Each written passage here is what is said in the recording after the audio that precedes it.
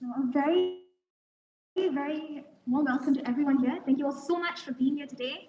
I know it's been a rainy Saturday morning, especially thank you for being here when you could have been sleeping in and having a nice hot breakfast elsewhere.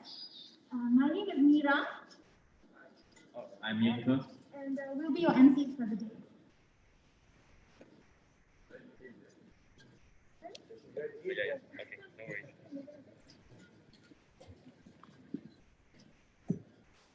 Okay, so just to get to know everybody a little better, can we have a show of hands? Whose homes were flooded during the 17th to 19th of December of last year? That's a fair share of you. Can we have a show of hands of who's concerned about the future of their businesses in Klang? A lot of business people here. Okay, that's good. Whose houses have been flooded since last year, so this year? The burst of wow. Last 15 years. Last 15 years, wow. Every rain, whenever it rains. I see. Wow. Okay. And who's here just for the food? Be honest. I've had at least two people verbally confirm that with me. No one? Nobody wants to own up to it, that's fine. So as you all know, the aim of this seminar is to start a dialogue to dissect what happened on the 17th to 19th of December of last year, so that we understand what caused it, how it managed to escalate so much, and what we can do to prevent a repetition of that, and what we must brace for in the future. And we hope to accomplish this by learning from and educating each other today. So this is a very open seminar. Everybody's voices matter to us. We would like to hear what you all have to say. Yeah, but please be civil. All right, so I'd like to just set up some ground rules, if that's okay. So number one, please keep your questions as short and concise as possible. Number two, please remember that everyone here is on the same side. We're all here to better understand the problem and together look for a solution. Next, please try and keep to the theme of today, that is the impact of climate change on coastal areas such as Klang. And please be respectful. We're here to start a dialogue that will lead to real change at the institutional level. We will try to answer as many questions as we can at the end of each panel. But in case we don't get to yours, don't worry. There will be an open discussion at the end of the seminar. So if you feel that your questions and concerns have not been addressed by the experts or anyone else, please feel free to raise them. And we encourage you to post on social media throughout the seminar, if you'd like. And if you do, please use the hashtag #MyFloodInsecurity. All right, now I'd like to invite YB Charles Santiago to the stage to deliver his speech and give us a little background on his passion for flooding and climate change.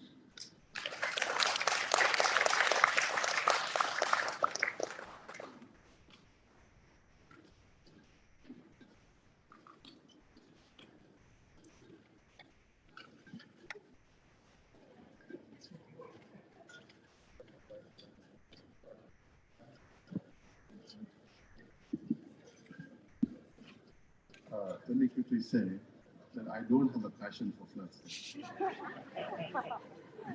Everyone need passion, but I think it's important that we are here to discuss the various issues, the various complexities of the problem of floods, climate change, and what needs to be done in our own farmers as well as at the national level.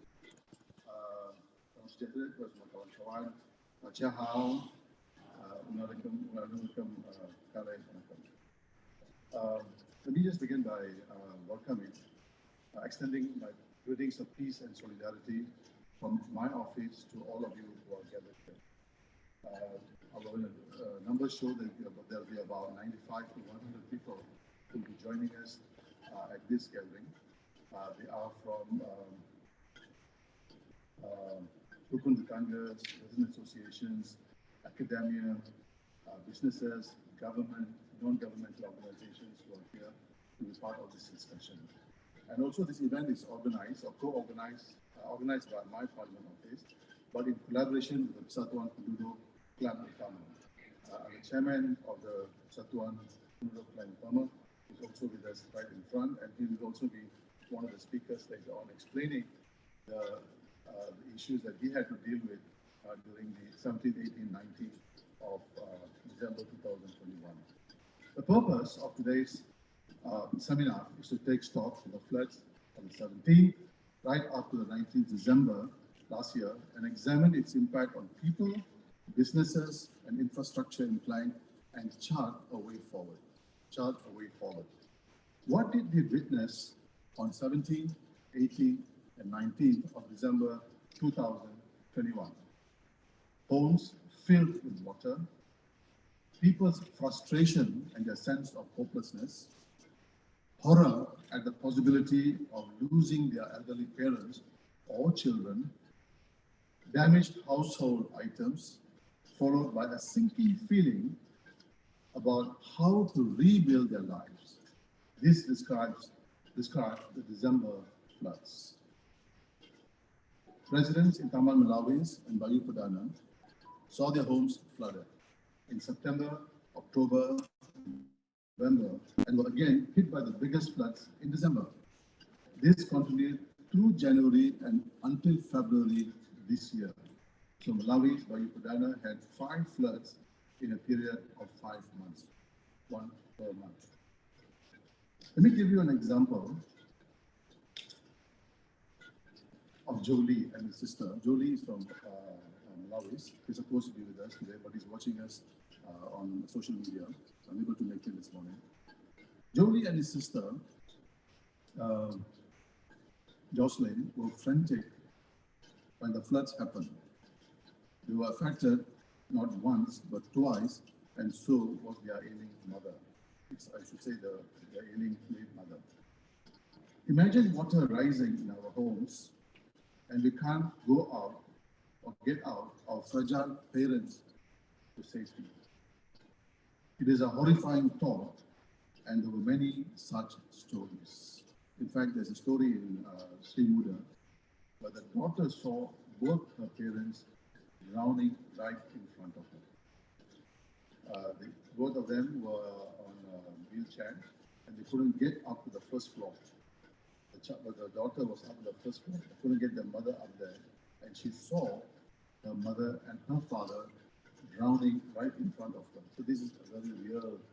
It's no more something that we see on television, radio, or even on Netflix. It is happening right in front of us. All of us had lots of concerns following the floods, and they were valid. As many of you here already know, 55 people died and tens of thousands were displaced by the floods.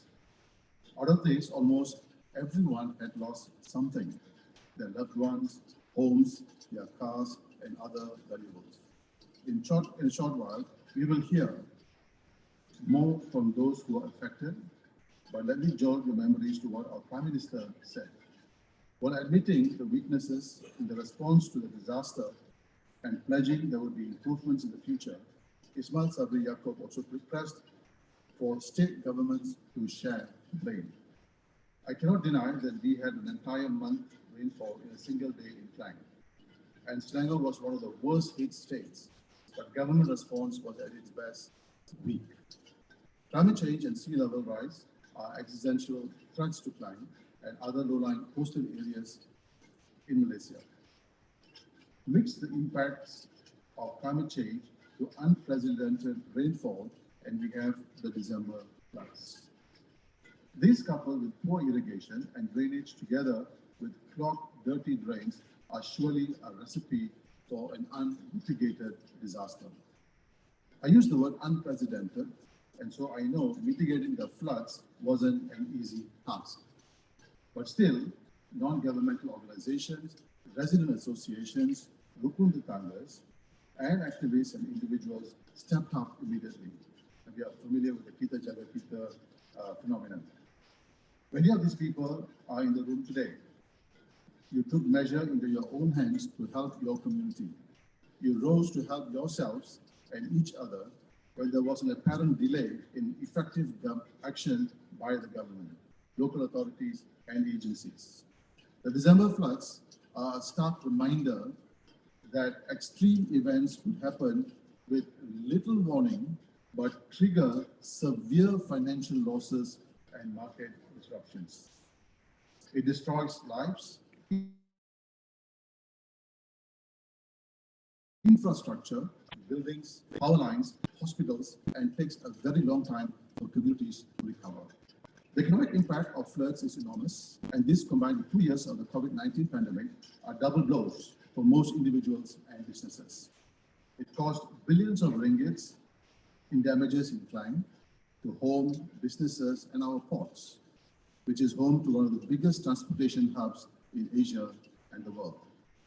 The massive floods disrupted operations in Port Klang to the extent that it created a shortfall of 70% handlings, a break in the semiconductor supply chain that in turn contributed to global semiconductor supply shortages and caused some US automobile and manufacturers to suspend operations. Interesting. What happens in Port Klang has got impact in the United States, how globalized we have become. So the climate emergency is real, and these floods are here to stay. I think these two phenomena we really have to deal with. It is real, and it is here to stay. A study by the Center for Governance and Political Studies revealed that Klang would be underwater by 2050, 50, which is not very far away. And I did not pluck this thing out of my head, or I dreamt about it last night. This is a study done in 2018. All these areas that you see in front here that are in red will be slowly, you will be submerged in water. Slowly, over a period of time. The maximum projected water level around Klang and Kuala Langat districts varies from 1.35 to 2 meters for 2020. Now you can multiply it by 3. So it's 2 meters. So there's the 6 feet increase in the water that's going to come into this area. For 2020, we are already past 2020. Now for 2040, it is 1.6 to 2.5 meters. 1.6 to 2.5 meters for 2040, and 2.0 to 2.5 meters for 2060. The highest water level of 2.9 meters is expected to occur near the northeast of Pulau Klang. This means that almost all the existing settlements in Pulau Ketam will be affected in the years 2080 and 2100. The other projected areas in 2100 are North Port, Bandar Sulaiman, Pulau Indah, Pulau Ketam, Pulau Tengah, Pulau Klang, Jalan Kem, Pandamaran, and Pulau Gong and Kuala Langat. This was estimated back in 2018 by the National Hydraulic Institute Malaysia, or NAHRIM. However, earlier this year, the Intergovernmental Panel on Climate Change, IPCC, published that sea level rise is increasing for far past these projected levels, making these numbers that I just read out undervalued. That means in Antarctica and Greenland, as the water is, the meltdown is intensifying, this will have direct implications to the sea rise level increase, as well as the projections that both NAHRIM, the Center for Governance and Political Science reveal. So we are in for more shocks to come. So we'll understand the enormity of the problem when the sea level rise is read together with high levels of rainfall. Klang saw a significant increase in rainfall last year. In July 2021, it was 138 mm. 264 mm in August. September, it was 240 mm. In October, it was 205 mm.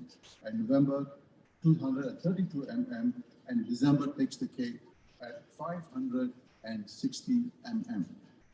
As grim as all of this sounds, the good news is that we can mitigate this by working together and with political will and commitment to urgency from the government. A commitment to urgency by government as well as a political will on the part of government. We need to take into account unprecedented heavy rainfalls, rising sea levels, and adapt to its effects. For this to happen, we need to work together with Bayu Perdana,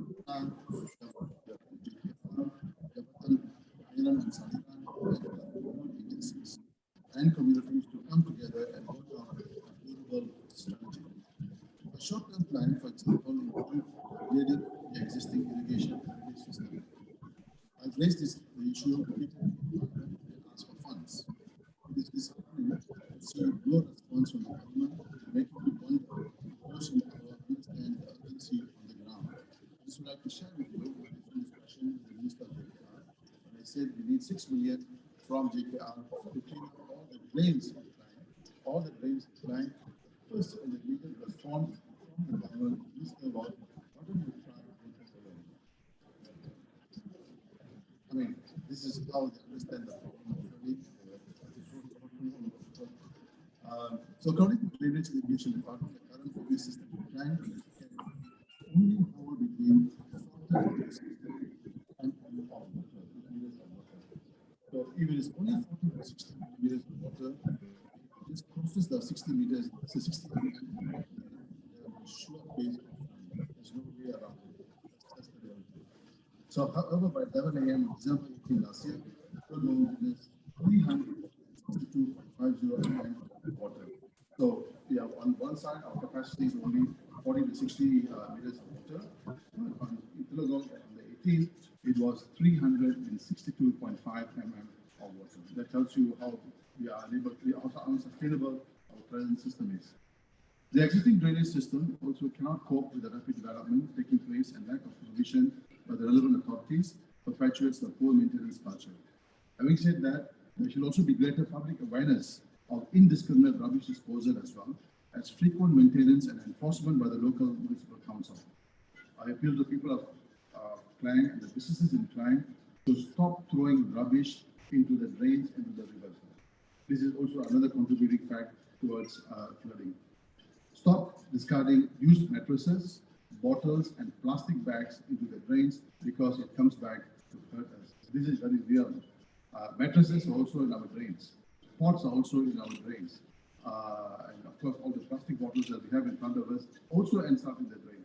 So we need to be also vigilant that this also contributes and causes floods in our own homes. Severe flooding is also the consequence of deforestation and changing land use. Therefore, as a long-term measure, we need to collectively ensure that our forest canopies are protected. We need to look into employing reforestation of catchment areas and the construction of additional water storage. We also need to enhance the capacity of urban storm drain channels, develop and promote green roofs and green gardens and other ideas that we will hear from our experts and academics who are here throughout the session till 1 o'clock. I will stop here so that we can listen to the experts tell us about their findings and mechanisms that must be put in place moving forward. But before I go, let me stress this again. The relevant authorities, key stakeholders, and communities must come together to work hand in hand. The government, instead of manufacturing flood insecurity, must grow a political will and a sense of urgency to do everything it takes to mitigate the effects of climate change and flooding. With that, I thank you for your attention, and I also like to welcome you for this program. And I hope in the next 3 hours, we not only will listen to the problems that we are facing, but also concretely to develop a way forward. What are the strategies that we need to embrace in order to protect and promote the quality of life and the standard of living in Klang going forward? With that, I thank you very much.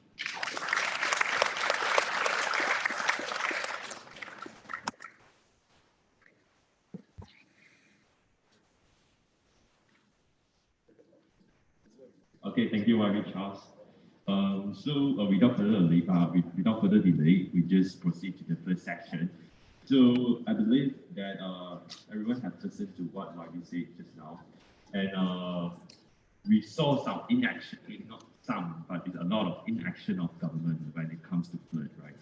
And I'm pretty assured that on that day, we expect government to rescue the people from the ground, but it seems like it doesn't work. It's just like people who rescue themselves, people who just deliver the food to the victims, the flood victims. So yes, it's true that we saw this, and that's why we feel the notion of the kita jaga tinggal. And so this right now we like to invite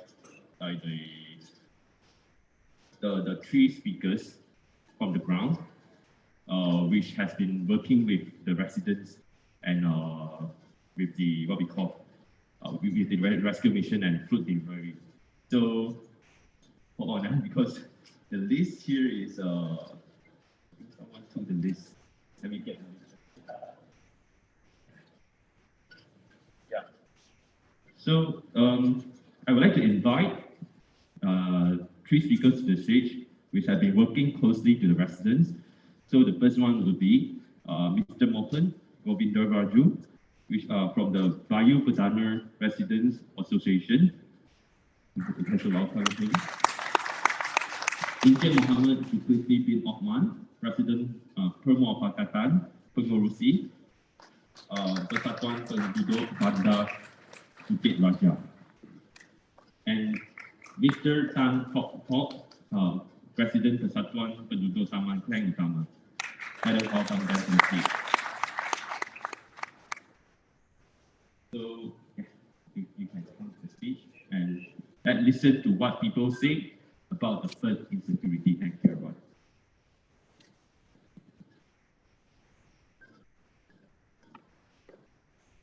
So for your information, the session will be carried out the 15 minutes from the speakers. So they will share their experience about the floods in December. And after that, we will have like 30 minutes, we'll open to the floor. So you can either ask the question or you want to share a little bit your experience. So we love to hear that. Thank you. First, we can, yeah, you want to speak at this?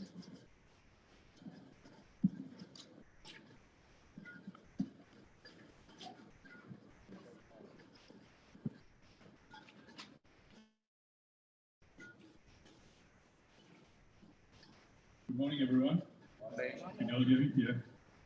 Okay, I have a few slides to present today. I said 30 slides and YB Charles almost panicked, but I promise I'll keep it to my 15 minutes.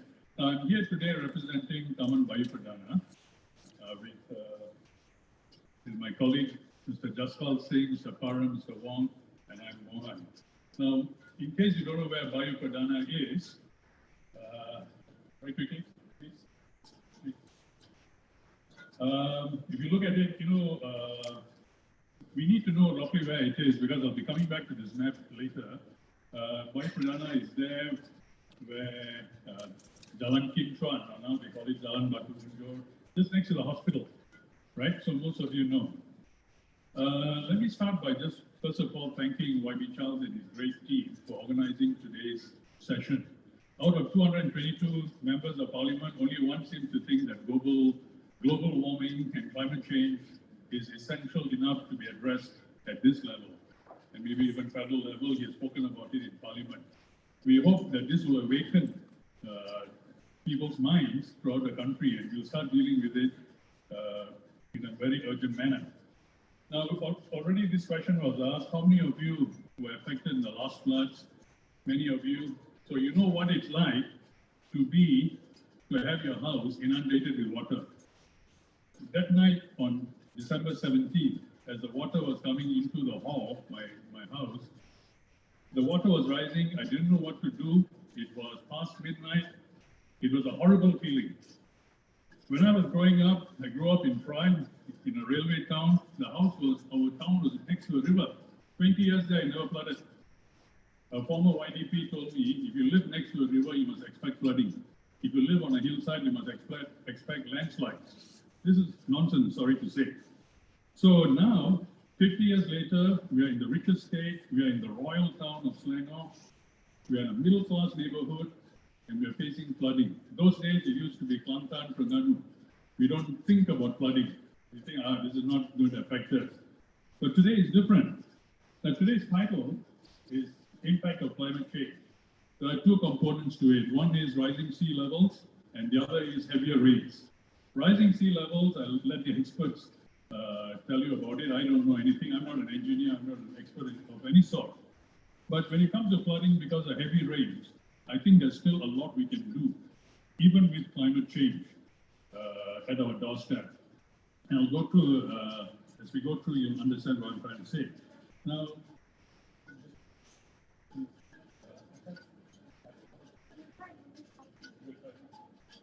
okay, so rising sea levels, both will result in flooding, both will require action from the authorities, both will require major commitments by the authorities, state government, federal government, local council. Sorry. Yeah. So we have to do it now.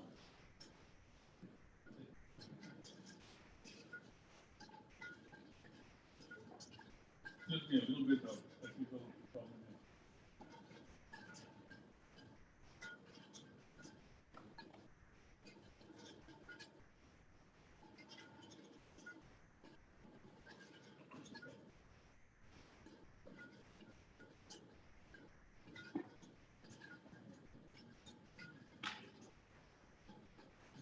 Okay.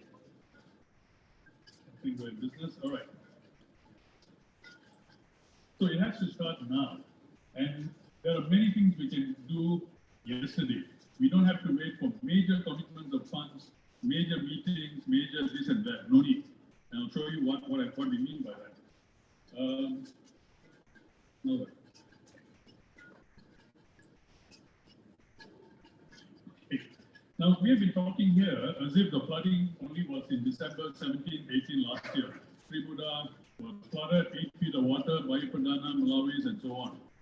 Even other states were affected. So we talk as if it was once in a lifetime. I'm wondering how many lifetimes I have, because we told again and again it's once in a lifetime. Then they say once in 100 years. I didn't know I was so old. So it is not once in 100 years. It's not once in a lifetime. It's happening all the time. And if you look at this, prior to 2012, we already had flooding. In April 2012, Bayu Perdana, we had major floods there. Now, I put there moderate, severe, and very severe. Moderate to me, it may mean other things to other people. Moderate to me means that water outside the house hasn't come in yet. Severe means it comes into my kitchen. Very severe means it comes into the whole house is flooded. It's happened twice. And each time my insurance claim was about 20,000. Fortunately, we were insured. If I wasn't, that's going to come from my pocket. That's how much damage for one house. So 1718 was the latest. However, after 1718, the newspapers blew it up, everyone talked about it, we forgot about it. Let me tell you, in Bayu Perdana, January, February, March, we also had floods, but not very severe. They came into the house. Many people in other parts of the Taman, even if I don't have the water coming into the hall, they had. So this is a daily thing. Every time it rains, we lose sleep, our blood pressure goes up, and we're not getting any younger. The cleaning up takes a lot of time. And when we are cleaning up, people are getting older. 10 years ago, I could clean it up myself. Now, 10 years later, it's very difficult. I think you all will understand.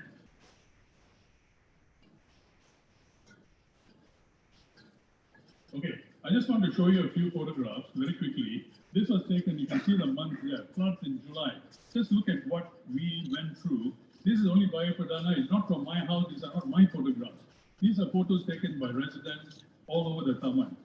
Okay, this is in July, this is in September, this is in October, and this is in December. And this one is my house, Christmas. This is the water I saw coming up. You can see how high it is, and this is not the worst. Huh? Another friend of mine in the Taman, in Taman Bayu Perdana, the washing machine was floating. Can you imagine how high it was? Now, this was taken this year, 4th of March. December was last year. This is this year's floods, 7th of March. Okay?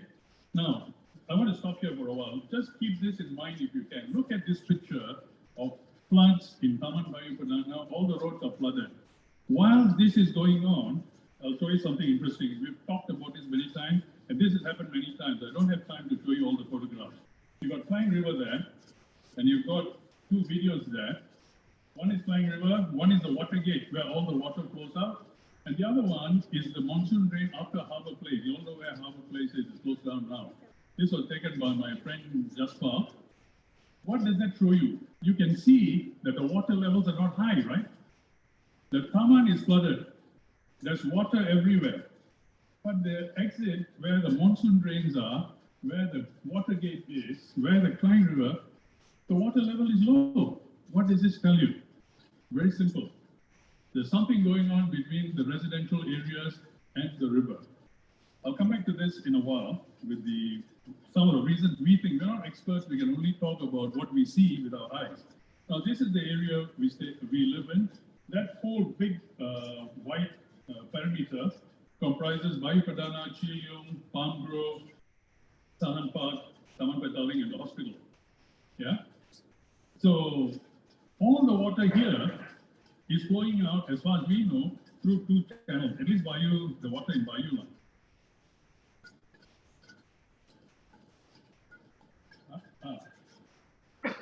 I'm not sure why, but the arrows that are put in there are missing. Now,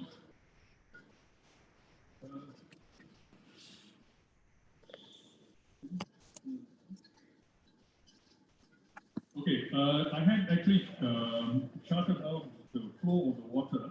I don't know why it's missing here. I'm really sorry. This would have been a very interesting slide. The water flows in the lower part. It flows all the way to, you know where's Giant Supermarket? There are two retention ponds, one directly opposite Giant and another one further down where the apartments are. Two retention ponds. And from that retention pond, it just flows out to Sungai Aru and all that.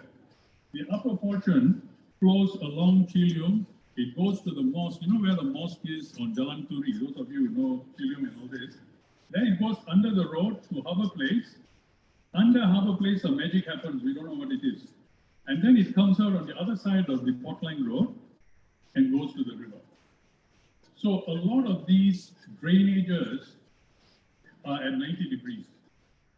Even Lewis Hamilton will have a problem taking those turns. It's the water is rushing down and turning at 90 degrees this way and this way. Obviously, it's not going to flow properly. It's poor design. Now, these are the maps. I'm sorry about that. Now, what is the reason we think this is happening? The water level in the river is low, but the Tamans are flooded. This was taken on the 25th of March last week in front of Pasaraya Lit On. We all know where it is. The whole modern restaurant is closed down now. Just look at the drain. Can you imagine this is happening? We are paying rates, you know. Wasn't there somebody to look at this? This is not an old picture. This is last week's picture. So I sent a message with these photos. This was sent to me by our group, by one of the residents in Bayu. I sent these photos to YB Charles and YB Tony Leong. A few hours later, it was clean. But for how long? It must have been months. Look at the grass. Now, these are some of the drains in the Taman. I'm sure you have the same stories. Collapsed drains, silted drains. Look at the silt. You can cut it with a knife. With the workers complain,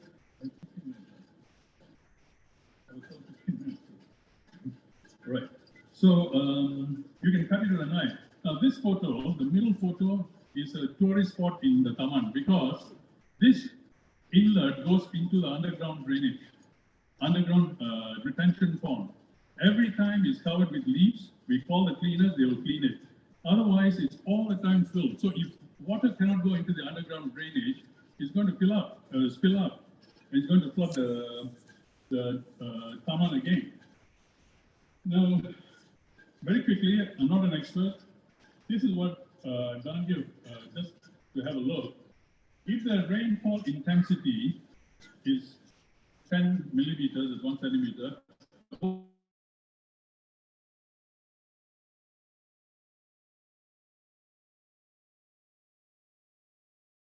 volume of water that falls into the 2 millimeters is 60,000 and so on. It's a linear relationship. According to the JPS website, anything below 10 is called light rain. 10 to 30 moderate, 30 to 60 heavy, above 60 is very heavy. What sort of rain are we having? Even if you get 6 centimeters of rain in that area, how can the water rise up to 8 inches, 12 inches? We don't understand. Why is the water not flowing? You know, we are not experts. And retention pond, if you have a retention pond with a surface area 2,000, 4,000, 6,000 square meters, you will find the depth that's required is 10 meters, 5 meters, 3.2. You can see the table. It's not, we don't have time to go through it in detail. But what I'm trying to say is, it's not so difficult to build a retention pond that is 1 acre in area. The retention pond next to the apartments that I mentioned just now is 2.5 acres, 1 hectare. So it is not an impossible thing. They can start deepening it, desilting it, and immediately we will see action. So our conclusion is flooding in Bayu is a frequent occurrence. The authorities are not taking problems seriously, and we have the proof. No action taken despite many complaints. No Turun Padang. The only one Turun Padang is YB Charles, YB Tony, and a few others. Nobody comes on the MPK, even after the December floods. Nobody came. Nobody came to check on us. No action plan so far, no maintenance schedule, no budget dedicated. Situation has worsened in the last few years. There was a spell when it didn't flood. Now it's worsened and it's going to get worse, right? And rising sea levels will add to that. So causes, just last two slides, please bear with me. Causes no maintenance or repair of broken drains. We have told them many times. We have notes, we have the dates, we have the meetings with MPK, senior officials. No regular cleaning, sometimes for months and years. That's why grass can grow. Poor design, inadequate capacity. There's so much development, so much new housing areas have opened up, but we're still using the same drainage system. And no enforcement of people throwing rubbish. They throw rubbish anywhere, everywhere, nothing happens. When's the last time you heard of anyone taken to court? So very quickly, our proposal is a 5-point proposal, CRCRE. C is check the entire drainage network and do it now, right? Second, repair and maintain those broken and collapsed drains. If they just do that, repair and maintain, a lot of the problems will start disappearing, a good percentage. Clean the entire system regularly, have a schedule. We have asked for a schedule of cleaning many times for MPK. Until now, zilch. Redesign and rebuild the drainage system, and finally, enforce the law. Use CCTV or IP cameras. We have offered the cameras to be positioned in our homes, using our internet, our power source. MPK just is not listening, or the authorities are just not listening. The solutions are there, they're not very expensive, and I think this problem can be mitigated to a large extent just by spending a few million, no need for billions, right? Thank you very much. Thank you. Thank you, Mr. So we proceed to the next speaker, which is Mr. Muhammad Jacqueline. Is it okay? Yeah. So please welcome Mr. Muhammad.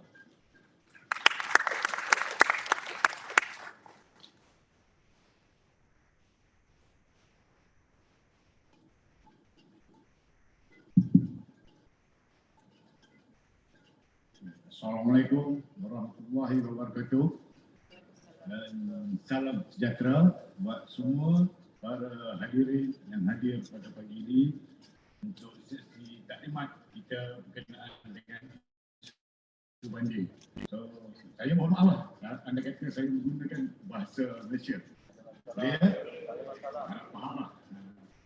Jadi sebelum tu saya ucapkan ribuan terima kasih banyak-banyak kepada YB Charles Santiago yang telah banyak membantu, mendorong dan memberi saya galakan bagaimana saya nak mengatasi masalah banjir pada kawasan komuniti Bandar Bukit Raja. Apa yang saya nampak pada pagi ini sesi taklimat kita adalah berkenaan dengan berkaitan tindakan dan juga agensi-agensi kerajaan yang berkait untuk diambil tindakan susulan supaya perkara ini tidak lagi berkurang. Namun pada saya agak sukar untuk kita nak mengatasi sebab ianya melibatkan keseluruhan agensi kerajaan yang di dalam komuniti Klang, sama ada di Klang Selatan ataupun di Klang Utara. Dan untuk saya kenalkan dahulu di mana komuniti Bandar Bukit Raja adalah dibangunkan oleh pihak SEADPRI Property Bandar Bukit Raja. Mungkin ada sebahagian hadirin-hadirin yang hadir pernah datang ke Bandar Bukit Raja dan melihat sendiri situasi di Bandar Bukit Raja, di mana kita sekarang menghadapi situasi pembangunan yang begitu padat di sebelah Klang Utara. Dan juga kapasiti penduduk yang semakin lama semakin padat. Pembangunan semakin lama semakin banyak yang dibangunkan. Sama ada bahagian perniagaan, sama ada di bahagian sektor jalan raya yang saya nampak sekarang ini masih dalam proses membangun.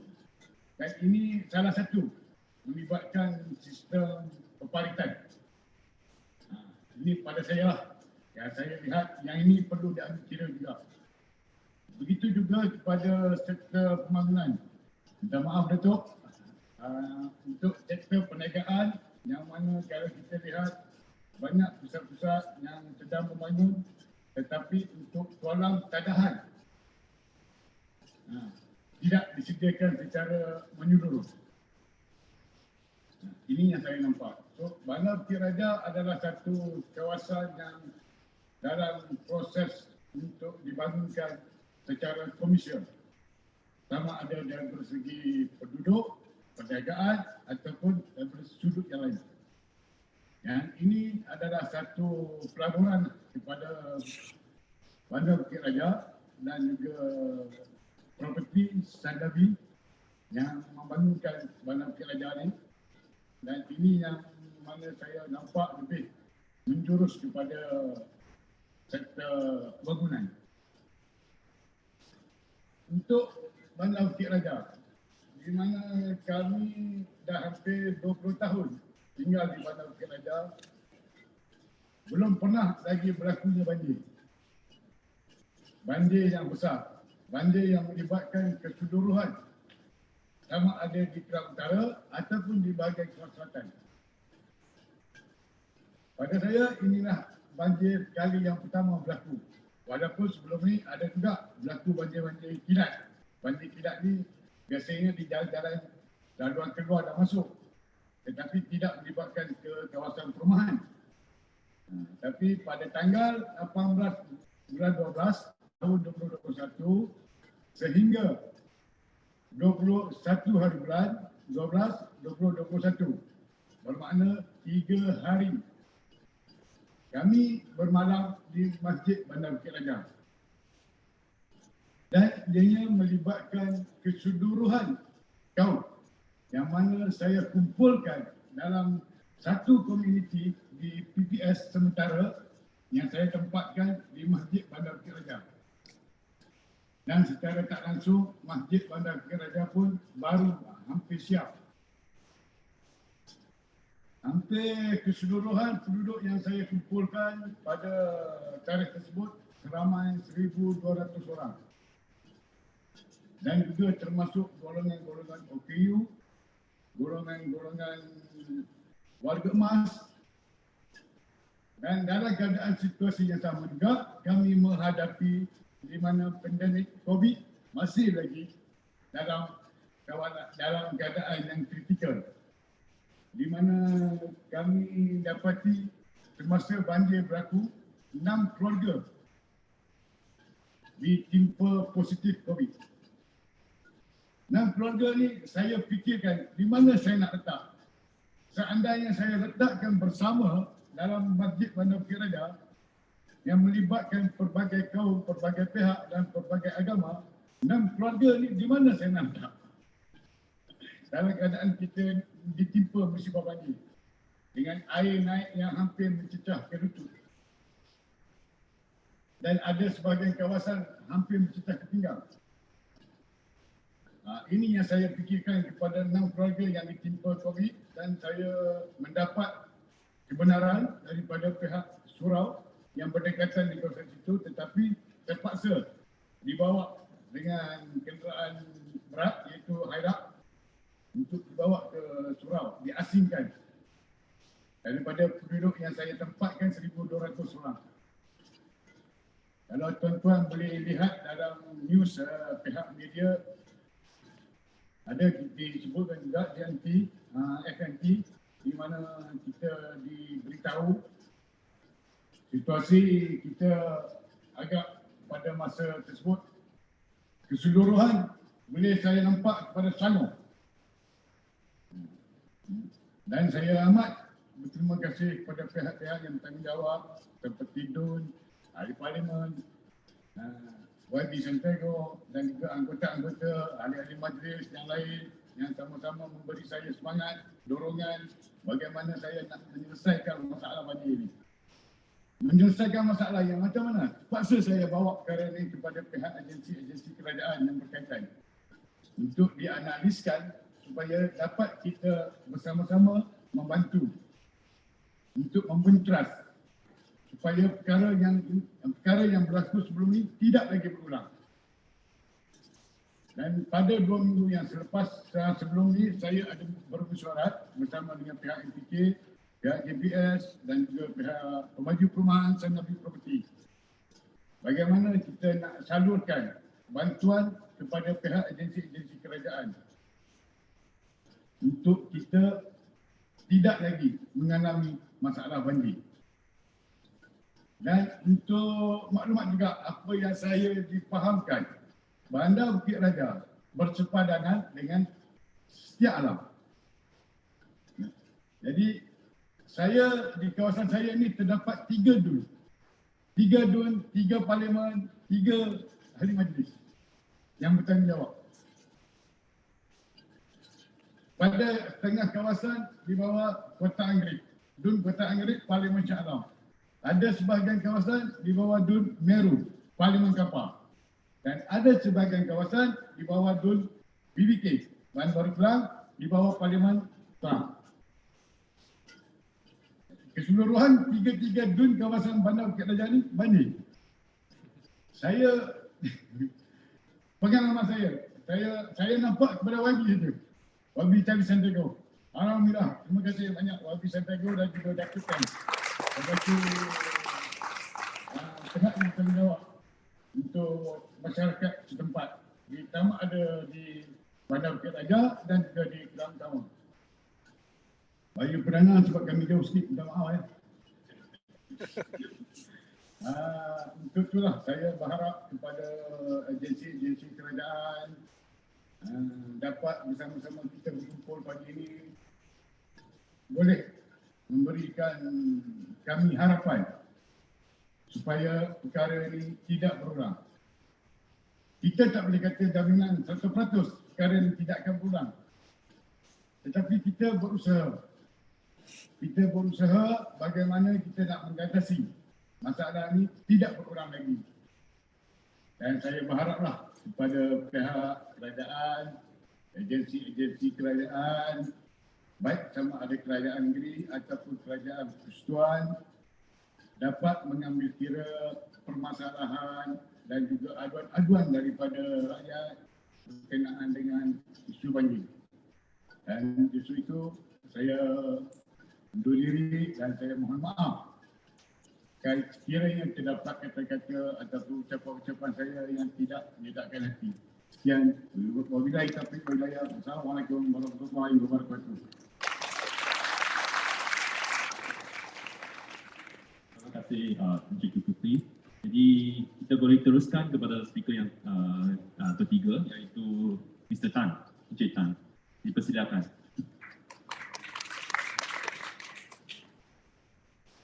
Okey, selamat pagi para hadirin sekalian. Okey, nama saya Tan Toh Au, lagi Persatuan Penduduk Taman Klang Utama.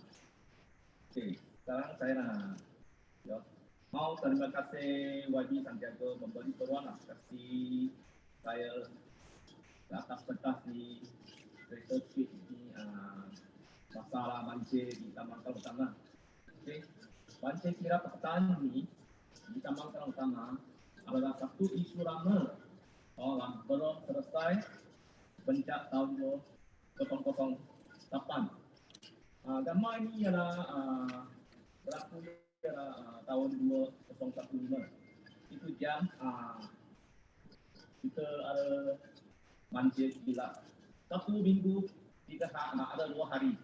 3 hari dia banjir 2 kali. Okey. Pada masa itu dia hanya berlaku di kawasan yang rendah saja seperti Jalan Sungai Puru 13, Sungai Puru 14 dan Lintang Sungai Pemat 20A, 20B dan serta Jalan Sungai Batu 46 hingga 54. Selain daripada punca meteorologi, banjir kilat juga disebabkan oleh tarian longkang yang kira dilus dengan sempurna. Tarian air longkang yang sedia ada kira dinaik taraf, kira dibersihkan mengikut jarak. Ini mengakibatkan tumbuhan dan sampah mencecahkan pengairan air dengan baik.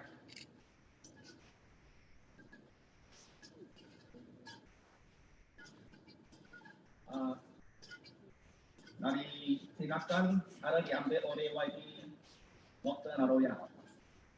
Sebelum itu, Taman Klang Utama ada bun, ada itu bun sebentar. So tindakan ada diambil oleh YB Charles dan pihak MPK. Dari perancangan sana kita ada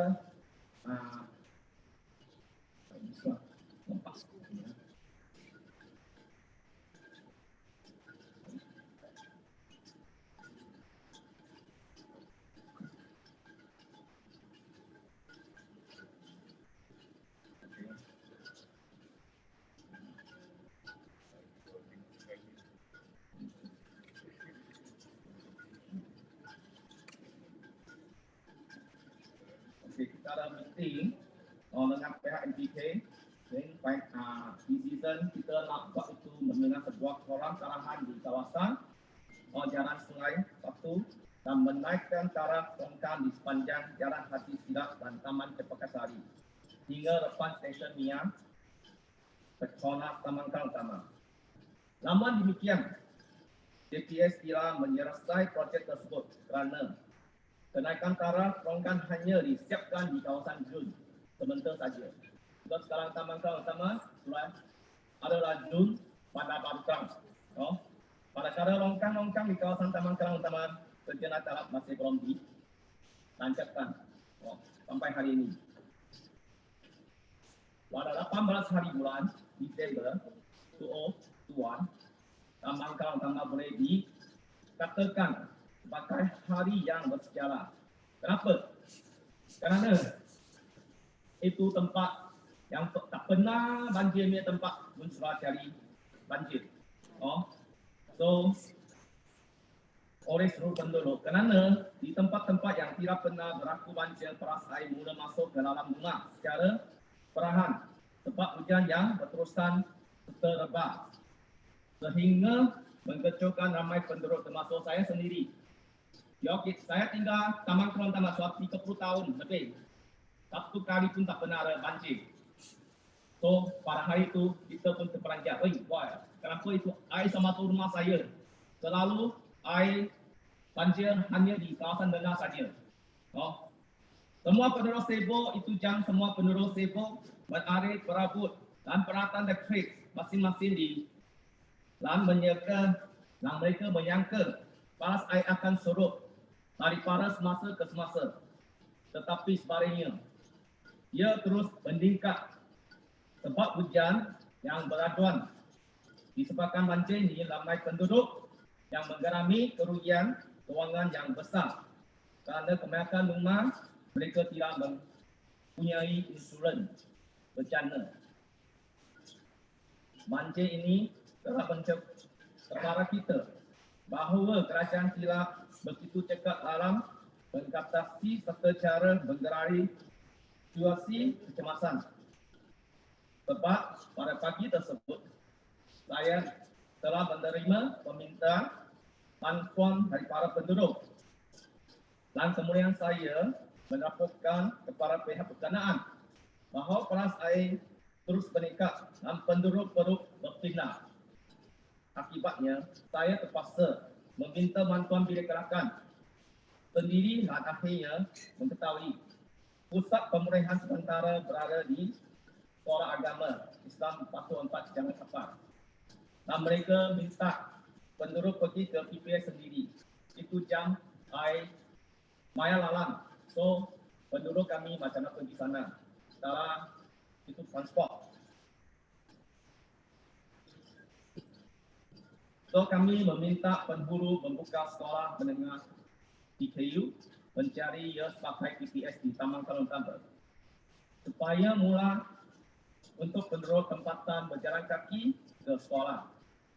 Penghulu kata PPS perlu ada orang beratur baru ia boleh dibuka.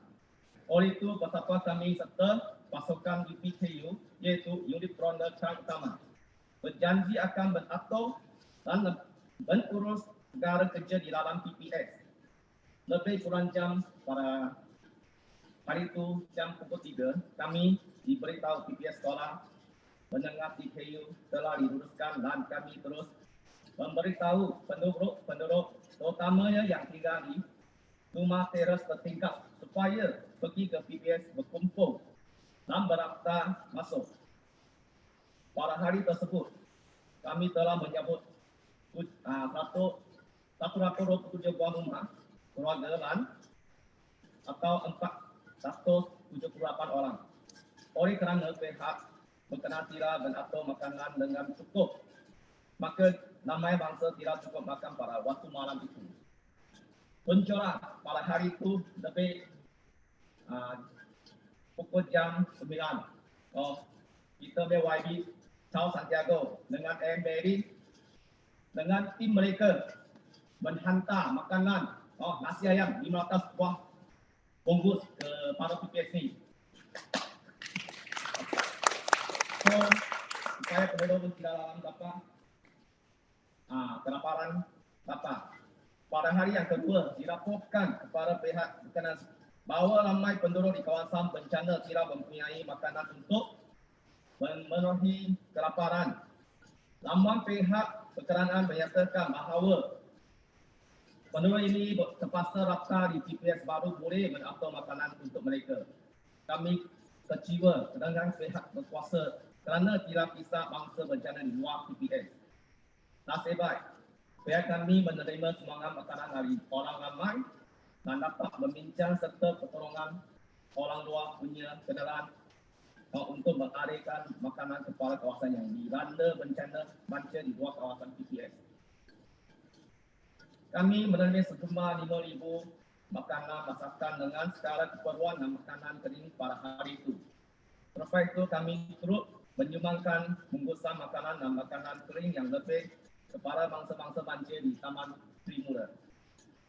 Banjir yang berlaku pada 17 hari hingga 19 hari bulan telah memberi satu amalan dan tanda bahawa perubahan cuaca yang sudah dijangka serta pembangunan pesat yang tidak dirancang dengan sempurna boleh mendatangkan kesan dan akibat yang buruk dan teruk. Paras air laut yang makin meningkat juga menjukakan perairan ke laut dan menambahkan air surut di kawasan banjir. Sebagai penutup isu banjir ini, ingin saya menyuruh dan seran kepada pihak berkenaan dan kerajaan supaya peka pada isu ini kerana jika berlaku lagi, ia akan mencecah aktiviti dan kehidupan layak teratur. Ekonomi dan infrastruktur pula akan jadi lemah dan tercecah. Pakar-pakar bencana alam sila datang ke kawasan bencana secepat mungkin dan mencari satu cara penyelesaian sekurang-kurangnya dapat mengerakan kerosakan dan kerugian kepada tahap yang minimum. Sekian, terima kasih. Terima kasih kepada Jadi kita teruskan kepada sesi perbincangan dan sebab kita dalam kesutupan masa, jadi kami hanya ambil 3 soalan sahaja daripada pihak umum. Jadi sesiapa nak bertanya soalan kepada speaker kita pada hari ini, ada tak? Okey, ya.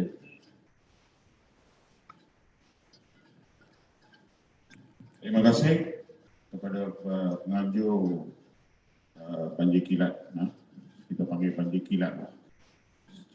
Okey, saya ada satu soalan. Apakah statistik yang ada pada YB sama ada ADUN atau Parlimen mengenai peruntukan kerajaan negeri dan kerajaan pusat kepada mangsa-mangsa banjir? Kerana setahu kita cuma ada yang baru menerima RM1,000 sahaja. Itu sumbangan daripada kerajaan negeri. Apa sudah jadi kepada kerajaan pusat?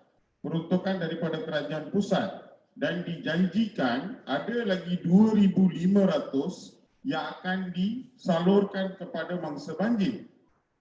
Apakah situasi perkara ini? Bolehkah sesiapa memberi penjelasan?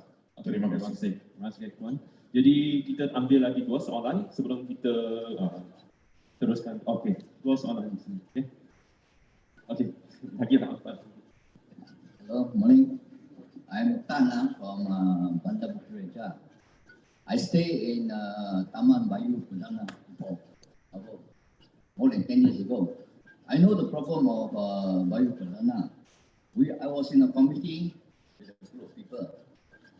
The whole thing in Bayu Perdana flooded is mainly because of the developer, fault of the developer. The developer cheated on the land level. We had many meetings with MPK. MPK withdrew their deposit now. You see, we must rectify the drainage, then only we release the deposit to you. Finally, they did. They widened the drain there. We wanted to have a retention pond using a padang, but when residents objected, so there's no way to do a retention pond on the padang. And the same developer also caused a problem in Utama. They cheated on the land level. You will notice the Jalan Batu Indua, the road is higher. Okay? The residents are lower. So must blame on the developer. This developer also caused problem. Mutiara, Bukit Raja also cheated on the land level. So after Singapore, they requested a pump. After putting the pump there, okay. So when the councillor moved out, they removed the pump. This type of developer. So we must check on the developer. Now I moved back to Bukit Raja. I thought no more flooding, okay? But also flooding. So where do I move now? From here, from Bukit Raja to where now? But fortunately, my house not much affected now. My neighbor affected. But Bukit Raja, the developer is a bit better. Before I move in, I noticed they put a very high level. Fill up the earth very high level. Surprisingly, this is affected. So this is my experience, sharing my experience. Okay. Thank you, sir. Okay. We have another 2 more. Okay. Assalamualaikum dan selamat pagi semua. Kawasan saya banjir sejak saya berpindah ke rumah tempat saya, Taman Seri Pelabuhan, belakang di Hewan Condominium. Jadi saya masuk 2005. Sejak 2006 atau 2007 area kita memang banjir. Starting dari paras 2 inci, 3 inci starting, sekarang ke paras bawah pinggang. Kes kami, kes terpencil yang MTK tak nak pandang. Selama ini anak saya masuk umur 3 tahun, sekarang dah 20 tahun. Sepanjang kami tinggal di sana, saya dengan anak sulung saya itu memang trauma. Husband pergi kerja, so dia tak terasa sangat. Anak-anak saya semua trauma dengan banjir. Neighbor yang aunty ni, dia tinggal seorang. Yang paling atas, bulan lepas, awal pagi, tiba-tiba banjir. Dia tengah tidur. So saya call dia, saya suruh tengok dekat luar, baru dia tengok, lepas tu dia panik. Dia tinggal seorang. So anak-anak saya datang pergi tolong dia lah. So keadaan kami dari 2005 sampai sekarang semakin teruk. Belakang rumah kami ada monsoon drain yang tadi, yang Harbour Place punya. Depan rumah ada, belakang rumah pun ada. So kalau hujan, saya akan cek paras sungai Klang dengan Klang High Tide punya website. So kalau Klang High Tide punya website ada dekat 3 meter, kita lepas tu link dengan tengok hujan lebat ke tak lebat, saya dah tahu akan banjir atau tak. So setiap kali macam tu. MPK kata sampah. Tapi setiap Mac dengan November, monsoon drain tu akan ada yang jentera masuk korek sampah semua. Jadi area kami banjir bukan sebab sampah. Belakang rumah kami ada buat housing area yang baru, yang mana dia lebih 3 kaki tinggi dari kita orang. Jadi dia semakin tinggi, air tu yang konkret semua pergi mana? Semua pergi ke tempat kami. Dulu kita 7 rumah saja yang banjir. Sekarang satu derek dekat 20 rumah banjir. Kita tak ada siapa-siapa yang nak suarakan problem kita orang. Jadi bukan sebab sampah, tapi pembangunan yang semakin pesat banyak, tapi longkang dan monsoon drain tu sama saiz. kira dia sepatutnya semakin banyak pembangunan, monsoon rain ataupun retention pond kena besar. Area kami tak ada retention pond. Yang saya tengok lah, macam Engan sana semua, retention pond dia pun kecil. Kecil yang logik orang biasa pun tengok ini retention pond, nak kawal Engan yang selalu banjir memang tak logik. Jadi kita punya problem sebab pintu air dekat laut sana.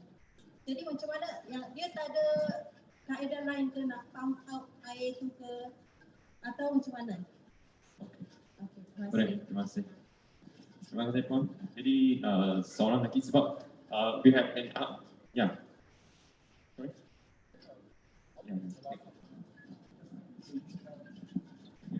Okay. Just a very quick one, okay? Yes. As Yang Muhammad showed this photo, right? Flooding in Klang. Now, we should be very more concerned about this. Rather than the drainage here, this one is that one. We're going to have a global warming. It is going to be flooded. Whatever we do, the sea level is going to go up. According to the report given just now, we are talking about only 2.5 meter in year 2060. I'm sure many part of Klang now is, see the height of the land is more than 2.5 meter. So how authoritative is this so-called photos being shown in the social media? Has authority gone to validate this or not? It is of concern to us, all our business and all our residents. Whatever it is, we are all gone already by then. Right? Why are we talking about the drain here? We should be looking at the bigger picture. We should be more concerned. So is this true or not? If it is true, that's it. We are gone. Klang is gone. Why are we talking about here? Perdana, Bukit Raja, and all this? No more. If this is true, but if it is not true, clarify. Because basing on the sea level, it's only 2.5 meter near year 2060. So who is right and who is wrong? I think this one we'll address in the next session because it's regarding the climate change, right? So, terima kasih kepada semua yang berikan soalan dan juga berikan pengalaman yang mengenai dengan banjir ini. Jadi, okay, so just the last question, okay, because we are in short of time right now. Okay, thank you, sir. Keep it short and concise. Thank you. Okay, good morning. I have one question here. So, based on 2012, we have the serious floods. I think the worst in Klang lah. Until 2021, for past 9 years, it seems like the local authority is not doing anything, So in this case, can we take any legal actions against the local authority? Because it seems like they are not doing anything. In like Mr. Mohan present 2012 to 2021, every year is a flooding event, like non-stop, You see, like nobody is bothered about all this issue, So, I do not know whether the federal government have allocated the funding to all those local authority to take action or not. And then how much have been spent for all these years? But it seems like nothing is being done, So we want to know whether people to take any legal action. Okay, thank you. Sure, thank you. So I think there's a couple of questions.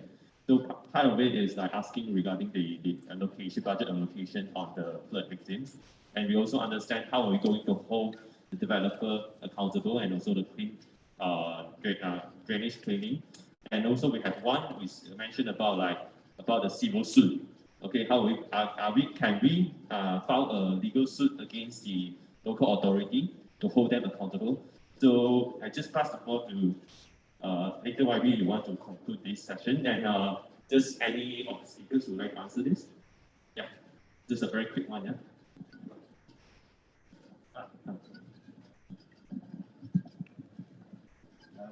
Okay, saya nak jawabnya soalan nombor 1 tadi daripada abang tadi. Sebab sekarang ni banyaknya saya dipersoalkan. Ya, daripada awal kita musibah sehingga kita isi borang daripada kerajaan negeri dan kerajaan pusat kita tak ada borang. Betul kan? So, ramai yang bertanya berkenaan dengan kenapa kerajaan tak minta kita account number. Kenapa kerajaan nak bayar cash? Kenapa tak nak banking? Persoalan macam-macam. Okey, macam abang soalkan tadi, saya daripada mula sehingga sekarang, soalan tu tak habis-habis. Ditanyakan kepada saya. Cuma saya pun bukan bekerja dengan kerajaan. Tetapi atas sebab tanggungjawab saya kepada Badan Raja, bila penduduk bertanya kepada saya terpaksa jawab. Okay. Untuk isu yang abang soalkan tadi berkenaan dengan kenapa ada sebahagian mendapat RM1,000 dan ada sebahagian mendapat RM2,000. Untuk kerajaan pusat, kenapa kita tak dapat? Betul kan? Ya. Kita dipahamkan secara puratanya kerajaan negeri bantuan bangun bangkit RM2,000. Bantuan wang ihsan di bawah mahkamah RM2,500. Itu yang kita dipahamkan lah. Cuma ada sebahagian yang saya nampak, pasal yang pertama dia orang dapat RM2,000. Ada sebahagian penduduk-penduduk RA yang dapat RM2,000. Pasal yang kedua, ada sebahagian yang dapat RM2,000. Dan masuk pasal yang terakhir, ada yang dapat RM1,000. Nah, ini yang jadi persoalan. Kalau kita ikut jumlah keseluruhan, secara tak langsung, purata dia adalah RM4,500. Jadi, yang mana dapat RM1,000 bermakna masih lagi tertunggak RM3,500. Berarti kerajaan negeri RM1,000, kerajaan pusat RM2,500. Itu yang dia... Ya, betul. Dia kata RM2,000 tu RM1,000 daripada kerajaan negeri, RM1,000 daripada federal. Masa kita pergi ambil, dia kata federal punya orang tak datang. Sebabkan COVID. So kita bagi negeri saja. Kerajaan persekutuan punya akan di-banking sekali dengan yang RM2,500. Itu pun saya sama juga. Saya dipahamkan soalan yang sama juga. Cuma pada saya lah. Sebab saya mewakili kepada RA di Badan Raja. Dan saya dah maklumkan kepada penduduk di mana bagi saya masa untuk saya memantau perkara ini dengan pihak yang berkenaan. Okay. Yang mana kerajaan negeri ini saya akan berhubung dengan pegawai pejabat daerah dan tanah, daerah Klang. Dan untuk kerajaan pusat, saya akan berhubung dengan pihak yang berkenaan, iaitu adalah sahabat-sahabat saya yang bekerja di sana. Nah, saya cuba lah rezeki. Tapi bila nak dapat duitnya, Allah tahu. Saya tak nak jawab. Bencana. Bila berlaku bencana, apa maksudnya? Duit sudah ada dalam peruntukan. Untuk bencana mesti disalurkan. Bukan dalam masa 6 bulan atau 1 tahun. Dalam masa 1 bulan atau 2 bulan mesti diselesaikan. So because actually having I understand your frustration. We understand. Ada pihak yang mana ada rakam lah. Mana rakam tu tak nanti boleh bagikan kepada saya dan saya akan bawa perkara ini kepada pihak yang berkenaan. Bagaimana dan apa tindakan-tindakan susulan yang perlu mereka maklumkan kepada kita. Bagaimana berbagi lagi 2,500 ini bila dan masanya kita akan terima. Ini yang janji daripada kerajaan, bukan janji daripada kita, bukan janji daripada agensi-agensi, tidak. Tapi ini janji daripada kerajaan tersebut. Ini saya akan ambil note juga dan saya akan cuba bagi saya untuk memantau juga dan bertanyakan berkenaan dengan hal ini. Terima kasih. Any add-ons from the other speakers? Just very quick one, because we are already out. Tadi puan sana dari mana tadi? Mana? Nak beri support sajalah. Dia kata tiap-tiap kali bila hujan kena tengok flood high tide, low tide. Kami pun sama juga. Sekarang kami semua sudah jadi macam nelayan. Tiap-tiap kali hujan tengok high water, high tide, low tide, gate, water gate buka ke tutup. All this we have to do. So another point lah to add to the frustration and the difficulties Rainfall as well. And the rainfall as well. How much rain is falling. You're all experts now, actually. Thank you. Okay, thank you. Okay. Okay, YB, so because there are a few questions were posted to you, so just pass it to you to conclude this session and we'll move on. Thanks for that question that was raised from the classes. Where are these numbers coming from? As I said earlier in the presentation, it is coming from NAHRIM. NAHRIM is a government agency that has done a lot of work on coastal flooding. So the numbers are from there. And I think we have a NAHRIM speaker who's also going to be speaking in the last session. She's already here. So she can say more.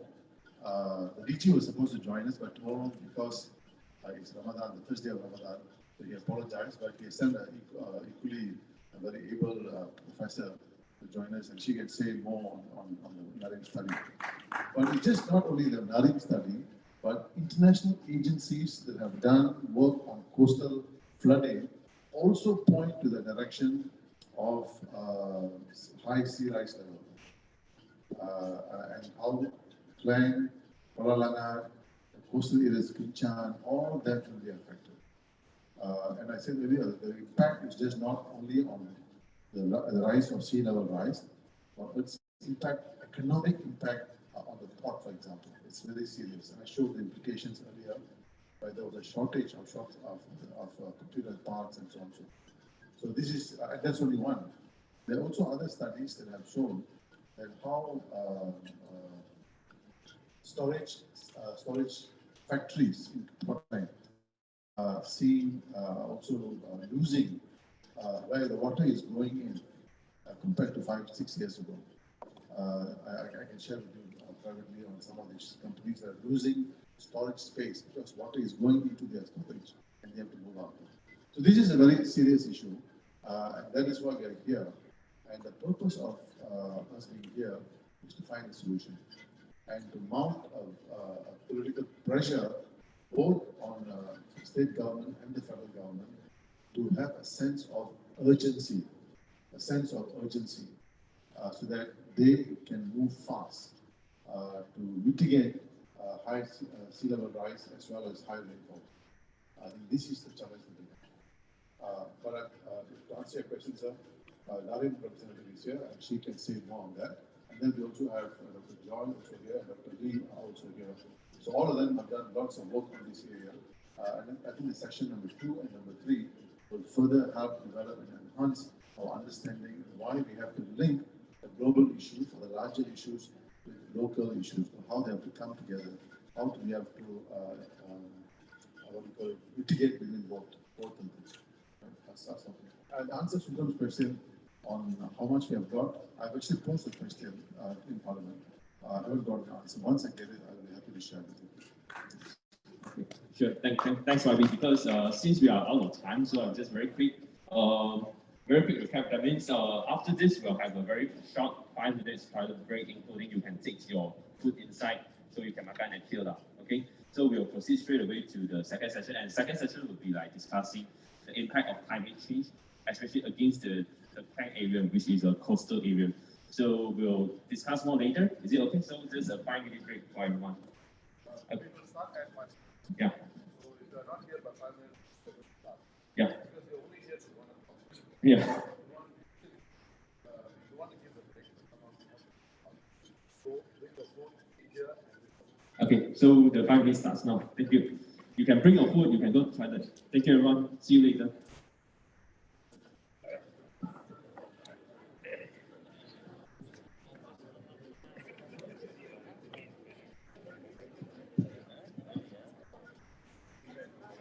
Play all the statistic.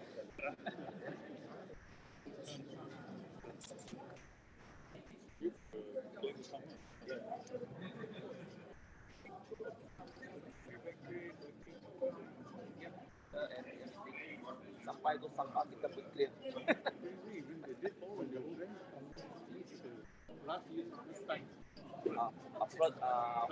First time like bigger one. 2015 also twice in a week. Dua kali kata satu minggu 2 kali. 3 hari dua kali.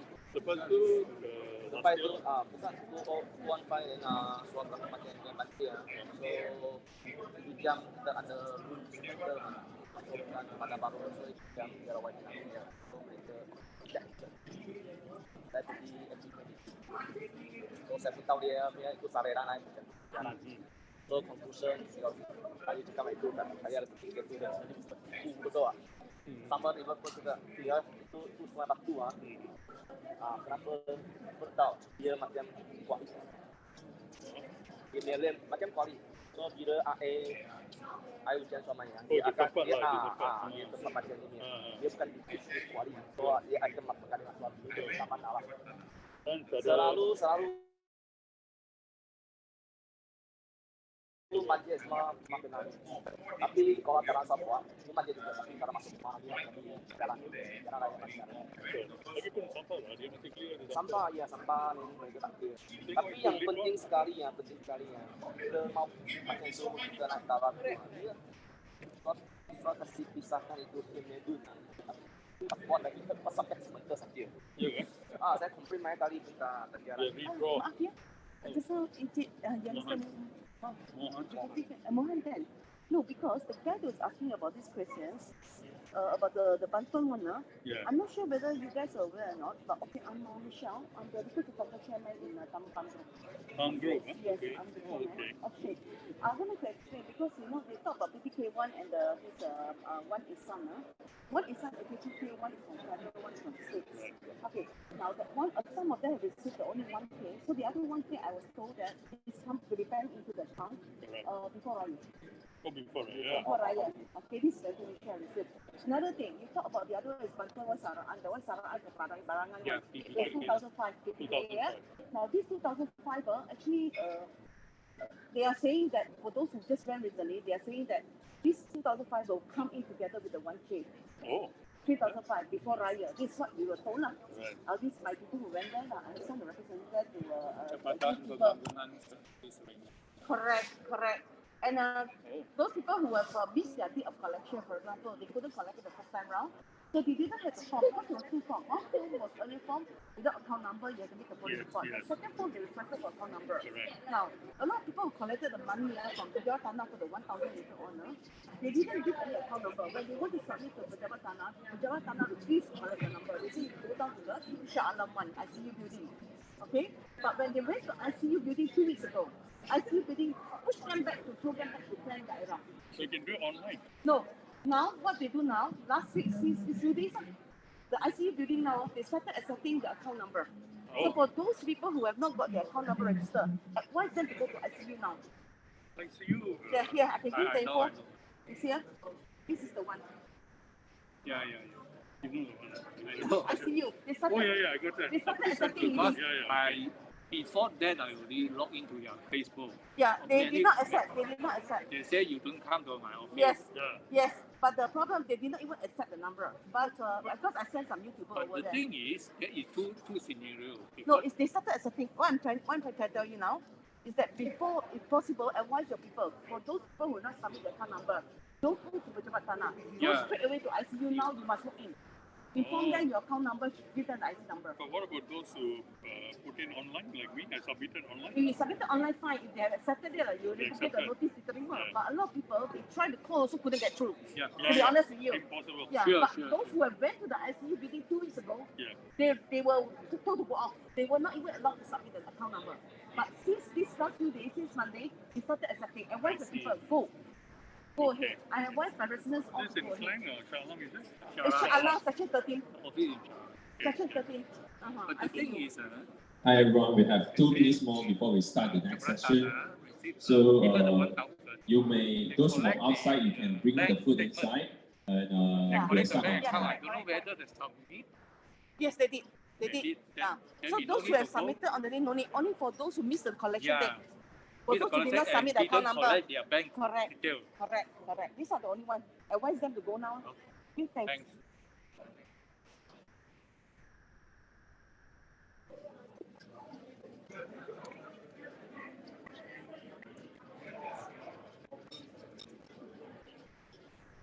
You're not drinking anything?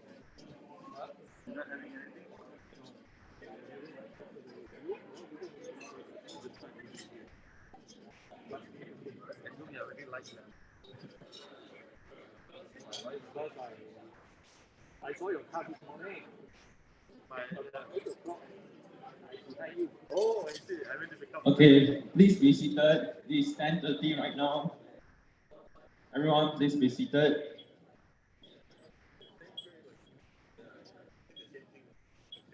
Guys, we can come in right now because it's 10:30 right now. 5 minutes already end. Yeah. Please come into the. Oh, you can bring your food into the hall.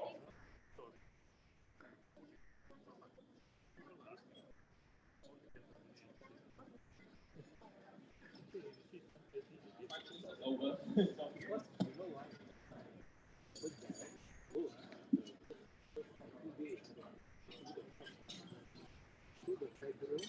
Can everybody try and find a seat, please?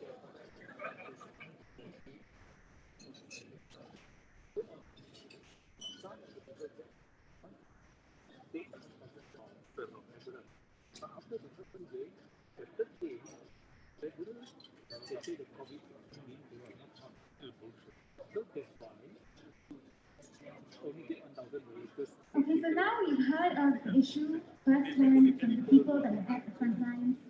Next, to explore the why behind the floods. Panel 2 will discuss the issues and challenges of climate change and its impact on coastal areas like Klang. I would like to invite Ms. Ili Nadiah Dzulfakar to the stage. She's a climate activist and chairperson of Climate Action Malaysia. Can we give her a round of applause?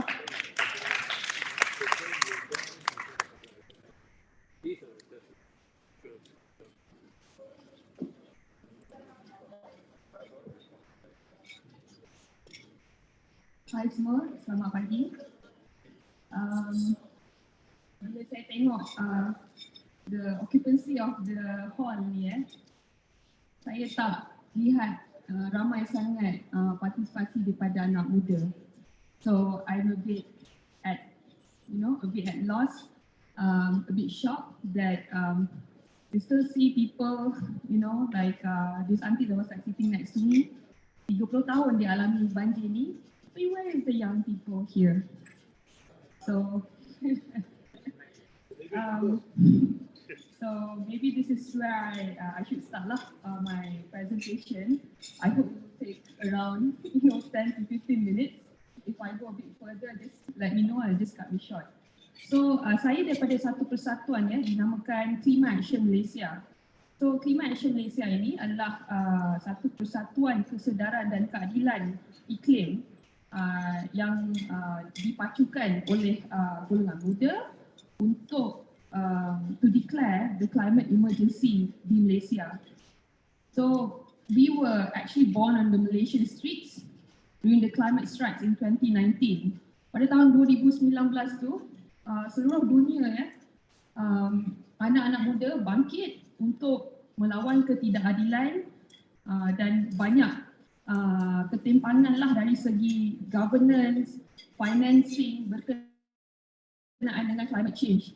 Dan dari jalan juga kita juga began to build capacity, membina capacity untuk climate advocacy yang meletakkan people and planet, yang meletakkan community, manusia dan planet itu didahulukan dan bukan profit untuk segelintir.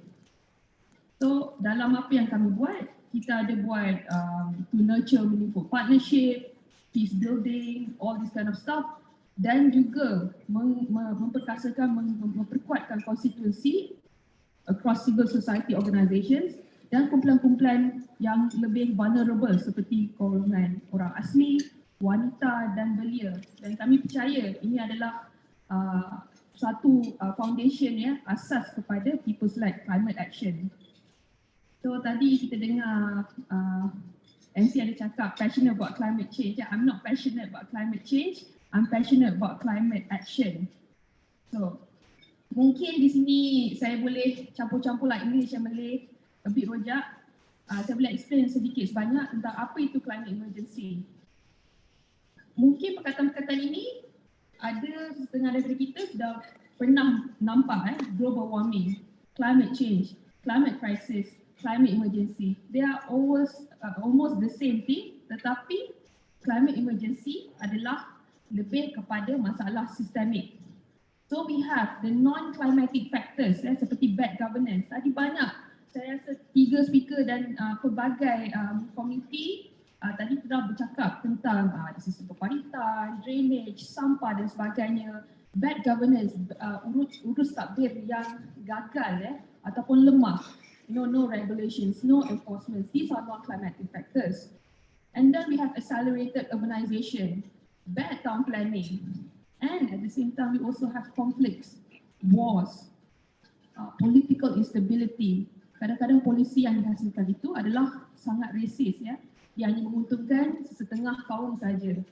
Kita ada juga masalah social inequity, corruption, colonialism, corporate capture di mana profit developer sebagai contoh diletakkan di sebagai apacuan untuk development and not the local people.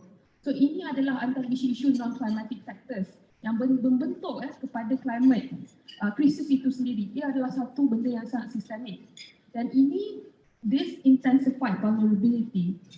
Kemudian kita ada direct factors seperti fossil fuel, bahan bakar api. So ini adalah salah satu sebab yang salah satu penyumbang kepada perubahan iklim itu sendiri.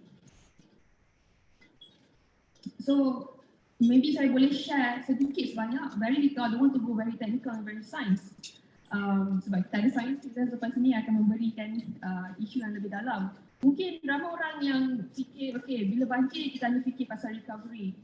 Tadi uncle tadi ada bercakap, we should be worried about the photo, we should be worried about the global climate change.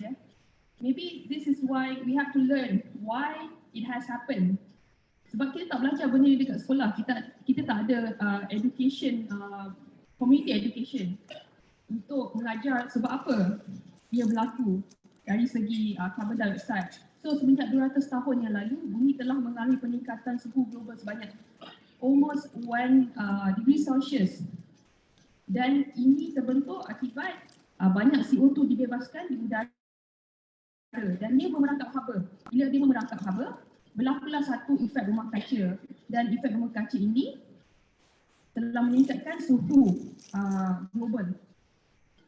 Bukan saja di Malaysia So ini adalah salah satu foto GIF daripada NASA dan kita boleh lihat unjuran dari ataupun data daripada tahun 90-an hingga sekarang. Bila nampak lagi merah tu, ia semakin panas. Ini daripada NASA So dekat sini saya boleh share sedikit sebanyak bagaimana gas karbon terlepas dengan lebih banyak di atmosfera. Kita ada bahan bakar api fossil fuel tadi, minyak, gas, arang batu. Kita menggunakan sebagai the key thing that we are using it for adalah untuk tenaga elektrik, membekalkan kita elektrik. Satu lagi, kita pakai banyak kenderaan. So maybe later on, that there should be a discussion, what are the alternatives to this? Because we cannot live in this situation anymore. Like Uncle tu cakap tadi, tunjuk gambar, what are we doing about the global one? Sebab this thing is happening without one thing ataupun betapa banyak aktiviti yang kita buat. Malaysia hanyalah mengeluarkan emisi sebanyak 0.7% daripada global emisi carbon dioxide dalam satu dunia. Kita tak beri banyak emission, tetapi we get the worst impacts. Okay, kita ada country-country yang lagi besar seperti Amerika, seperti Europe yang menghasilkan lebih banyak karbon. So, tetapi mereka mempunyai lebih banyak wang untuk melakukan aktiviti-aktiviti mitigasi, aktiviti adaptasi dan education community dan sebagainya. So, we don't have that.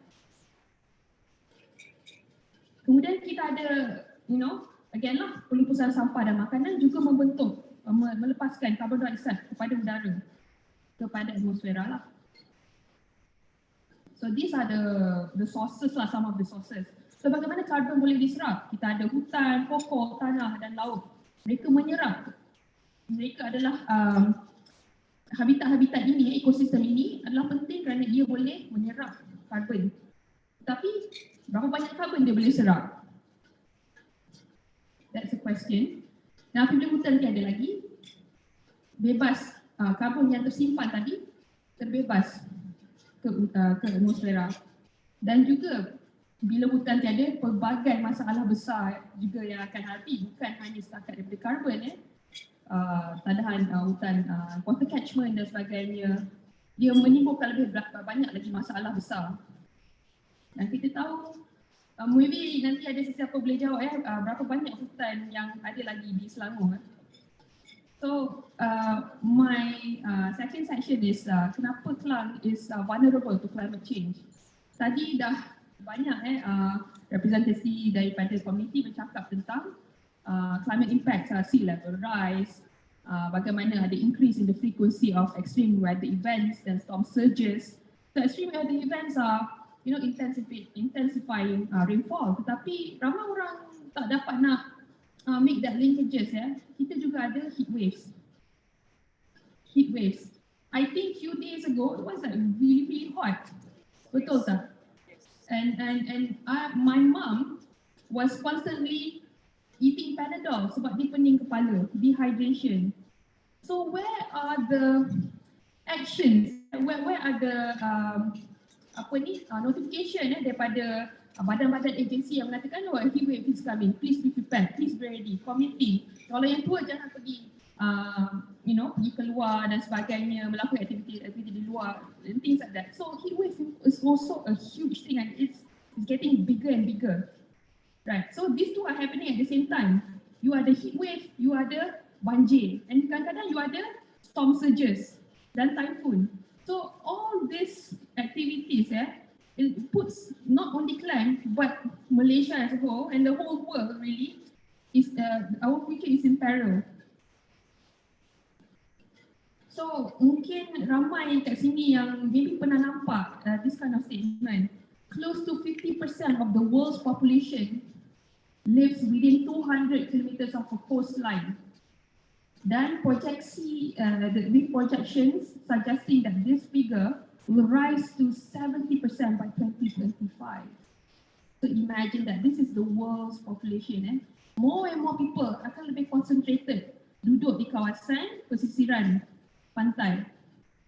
So this coastal flooding, level rise, low-lying areas are expected to cause major damage unless significant adaptation takes place. So we all know this already. So therefore, this coastal regions must have the priority of the government, of agency, and also the people. We have to take action, right? These are some of the things, some of the impacts that we are seeing. Submergence. So tadi that I'm sorry that picture that YB shared about the study. It is not only about losing infrastructure, etc. You are losing land. That means you have to be displaced. You have to pindah. Where are you going? What are the mechanisms for this? Where can we go? These are some of the issues that a lot of young people are really worried because we are the one that is inheriting this problem. This burden is being put on us. Kami yang akan, kalau bolehlah hidup in the next 60 years, will face these problems. Okay, we have, like floodings, typhoons, we already mentioned that. Kemudian kita ada salt water intrusion sebab sea level rise kan, air masin tu masuk. Kemudian kita ada coastal erosion. Bila coastal erosion, kita hilang lagi tanah dan kita kurang natural barrier untuk menghadapi storm surges yang akan datang. And also food production. So I'm sure that everyone knows kita punya bekalan padi kita production padi kita banyak di pesisiran pantai seperti Mada dan sebagainya. So what would happen to our food production when we lose all these areas? We have the potential to lose these areas looking at how we are developing really fast right now. We are pumping so much CO2 in the atmosphere. So what are we to do? We cannot continuously buy food, buy beras daripada Thailand, right? So where are the areas we need to figure out? And it's not just in the matter of creating more R&D untuk hasilkan variasi padi yang lebih resistant dan etc. We are talking about long term here. You know, until when you can tanam in that particular area. You know, and then there's tadi YB talks about, you know, trade dan sebagainya. So food availability, security dan juga human health. So we saw this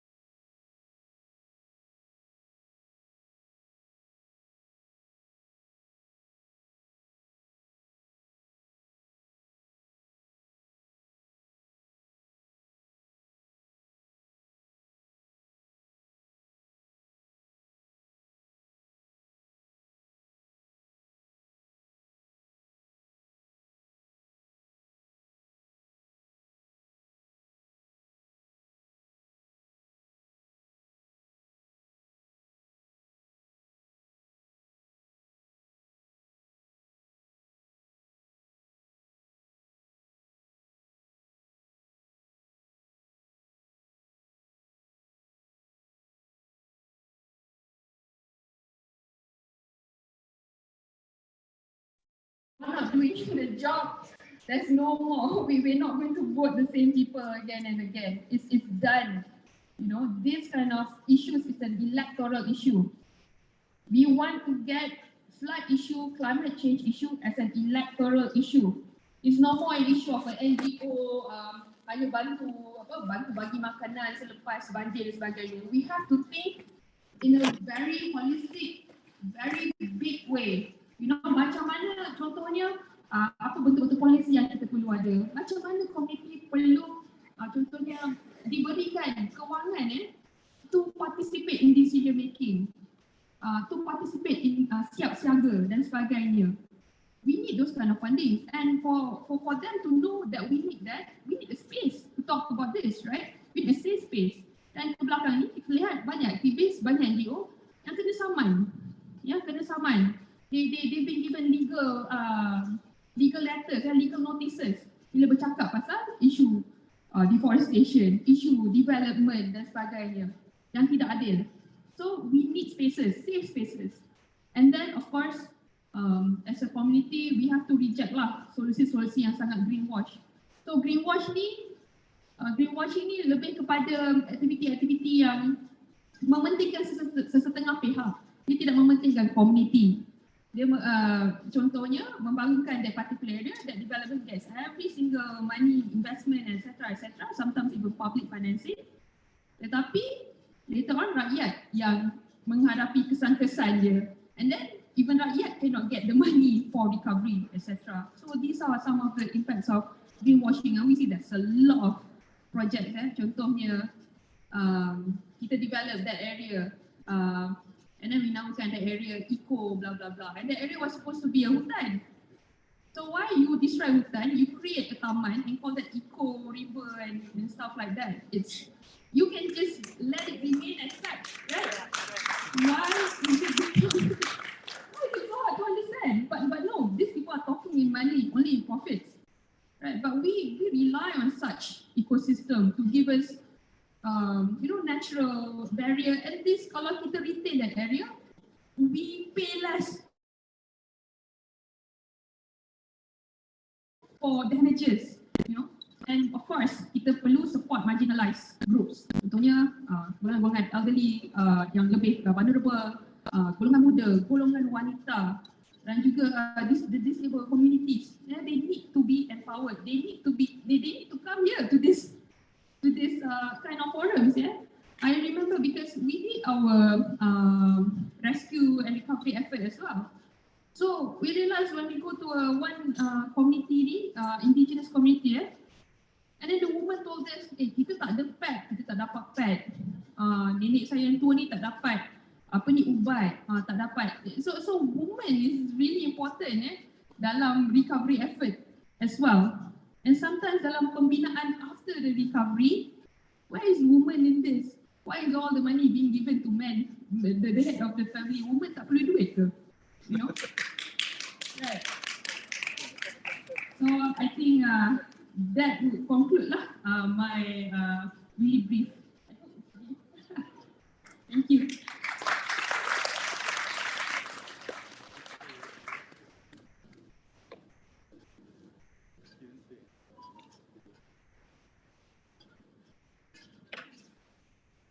Thank you so much for that very engaging speech, Ili. You please have a seat.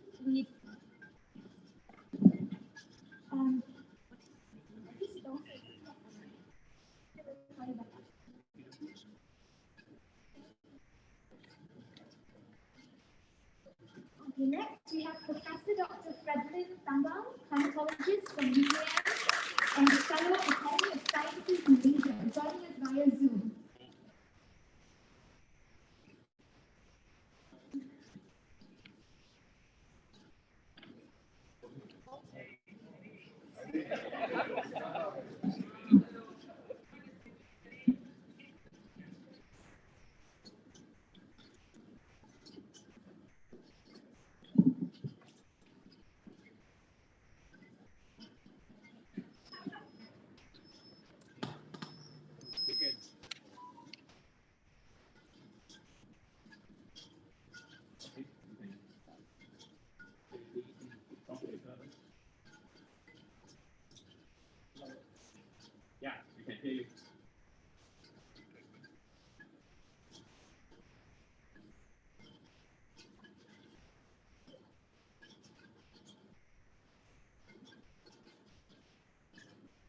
I start? Yes, yes. Oh, okay. Good morning, everyone. I'm very sorry that increased the volume.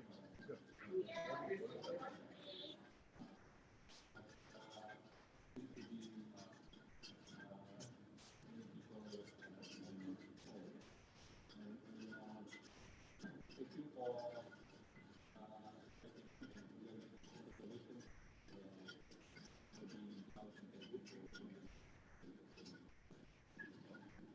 so let me share my screen.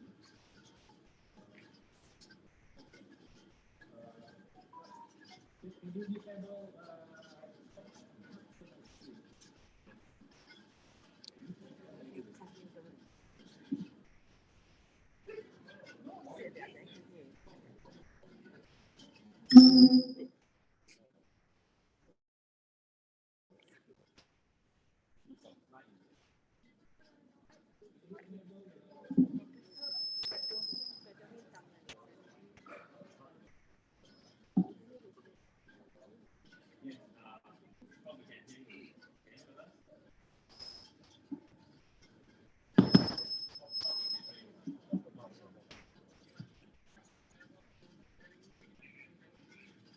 oh, okay. Okay, thank you.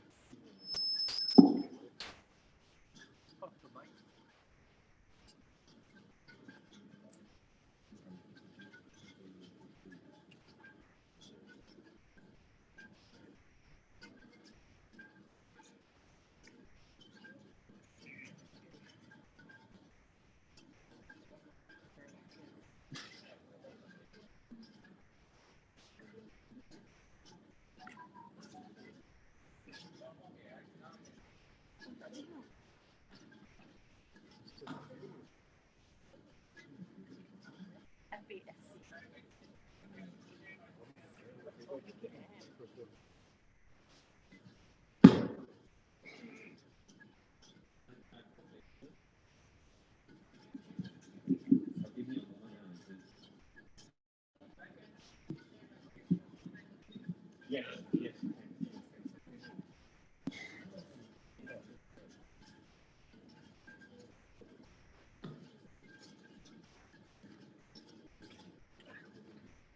Oh, you can hear you right now.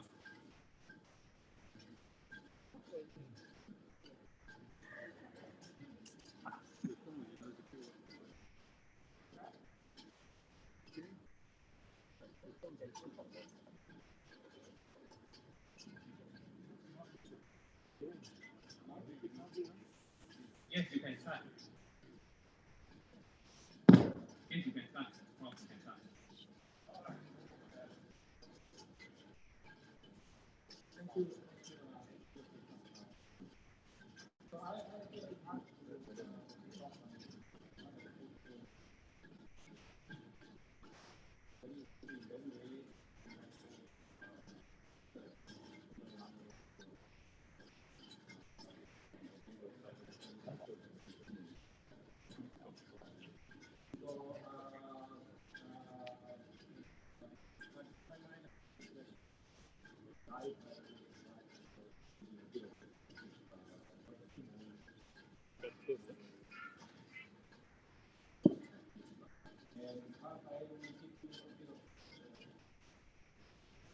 diversity of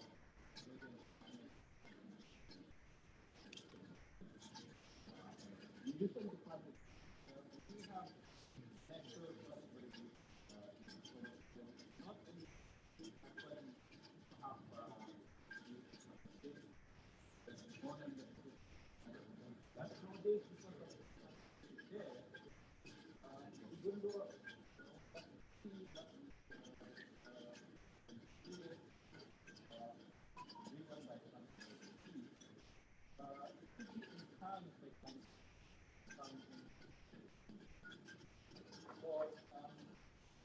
first part of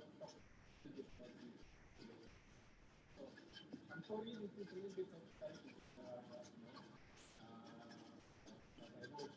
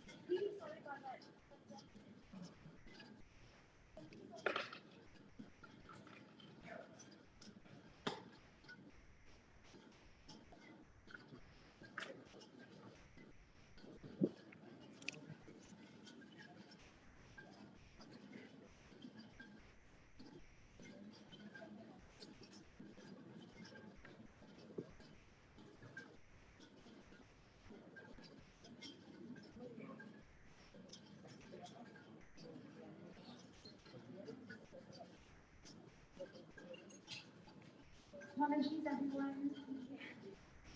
Too many hiccups today. Really, really apologize. So I think we'll bring Dr. Fred back later. So we'll move on with Engineer Dr. Hin Lee, Director of Coastal Management and Oceanography Research Center in NAHRIM. So please have a round of applause for her.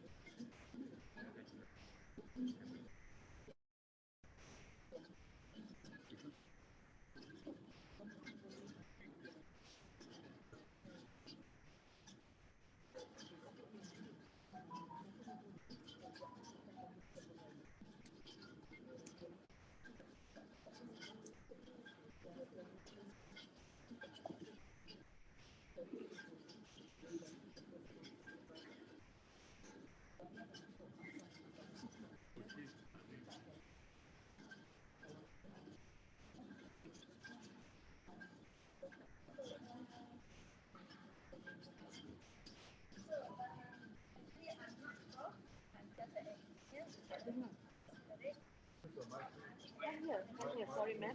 Can't hear you. Good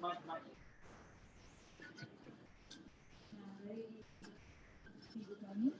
Morning, thank you for inviting me for this presentation. So we are going to talk about the sea level rise projections and impact on the Selangor coastline.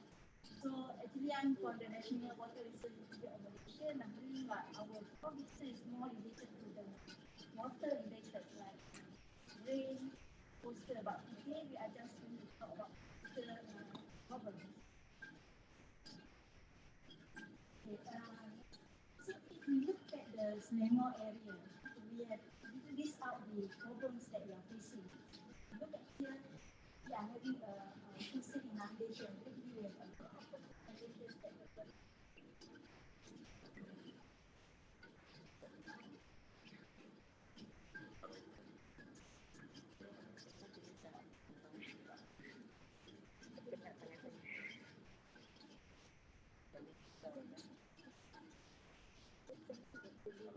Hello, testing. Okay, we can go for the coastal inundation. If we look at the, if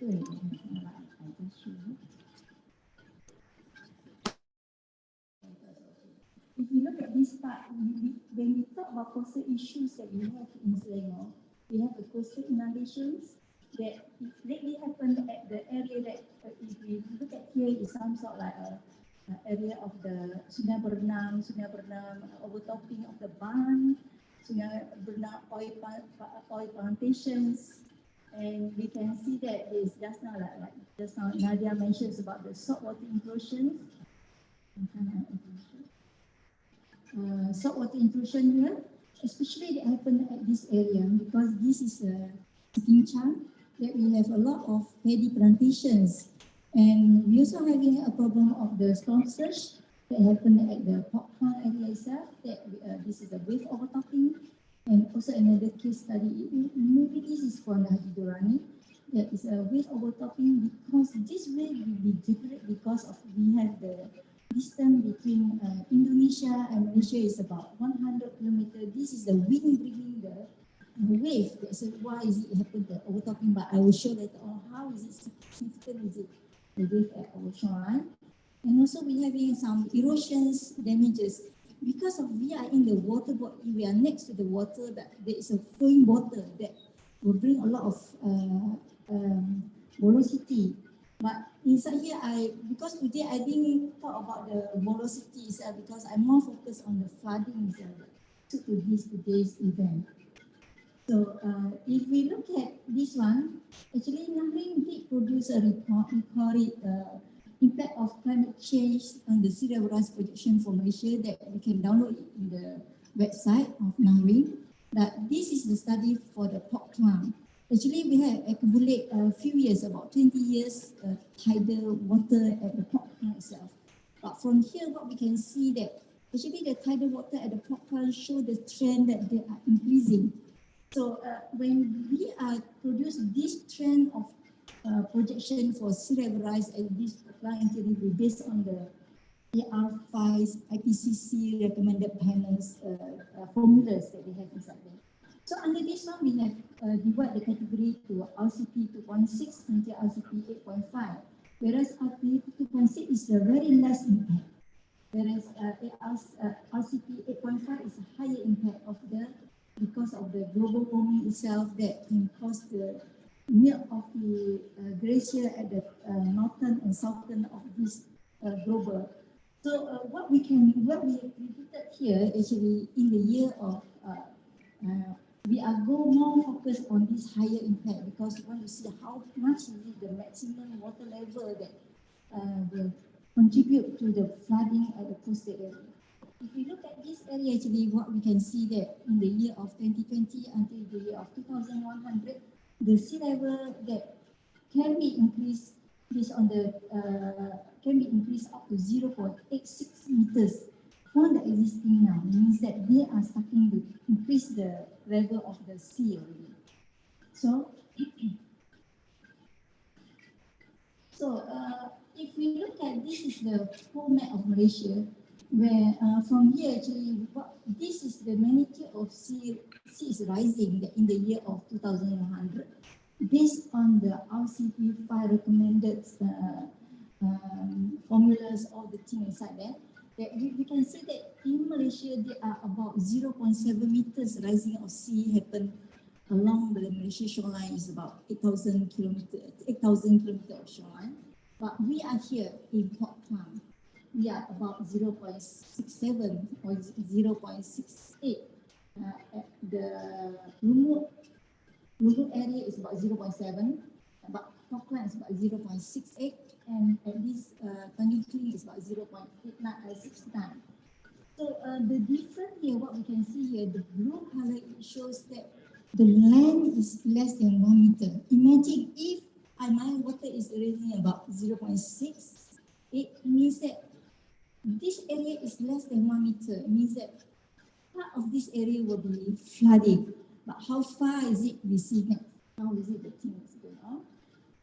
So this is the simulations that we carry out by NAHRIM.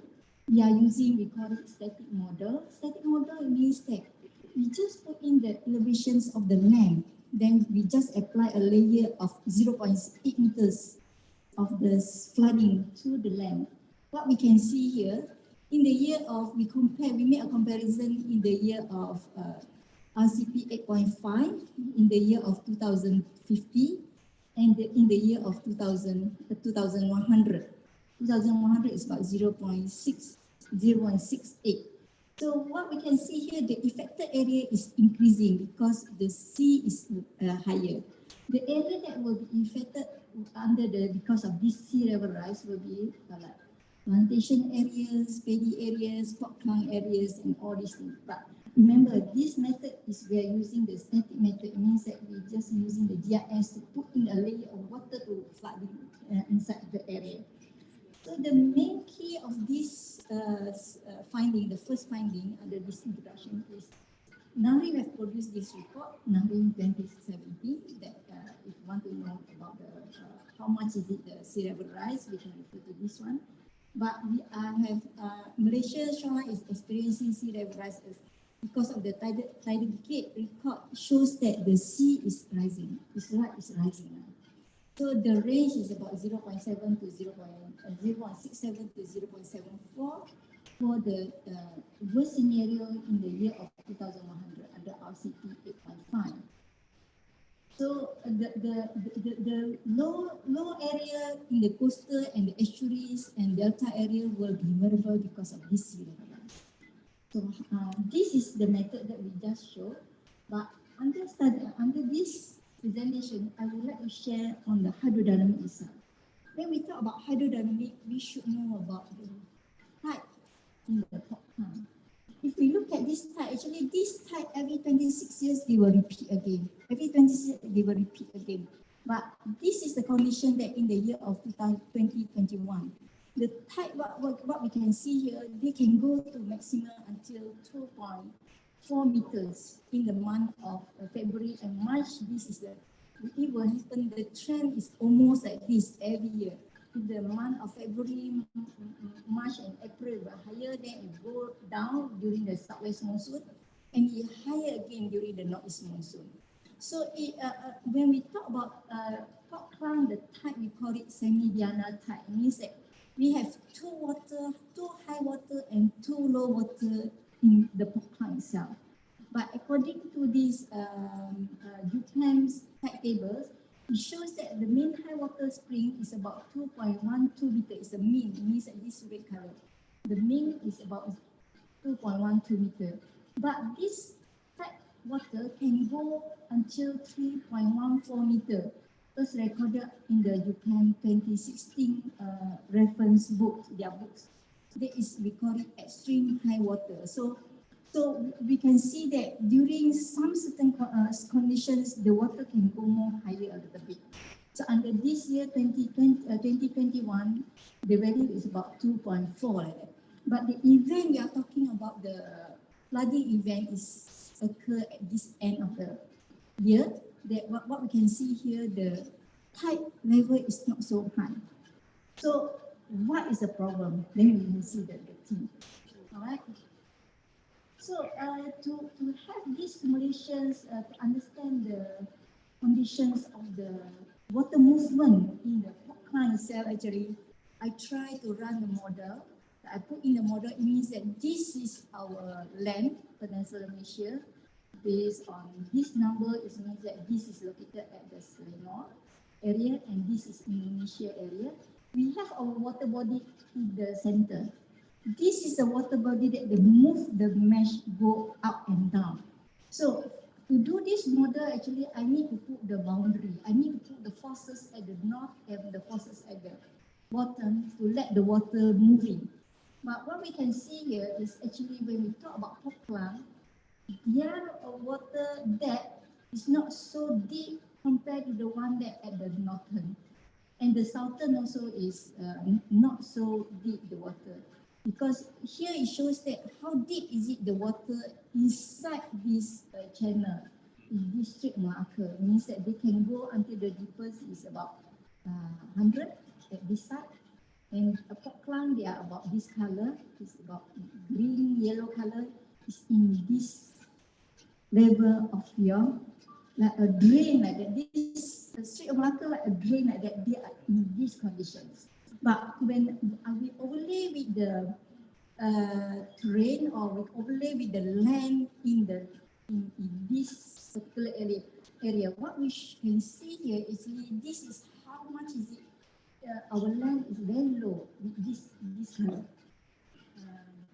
It means that in green, but this is different from here because I need to focus here.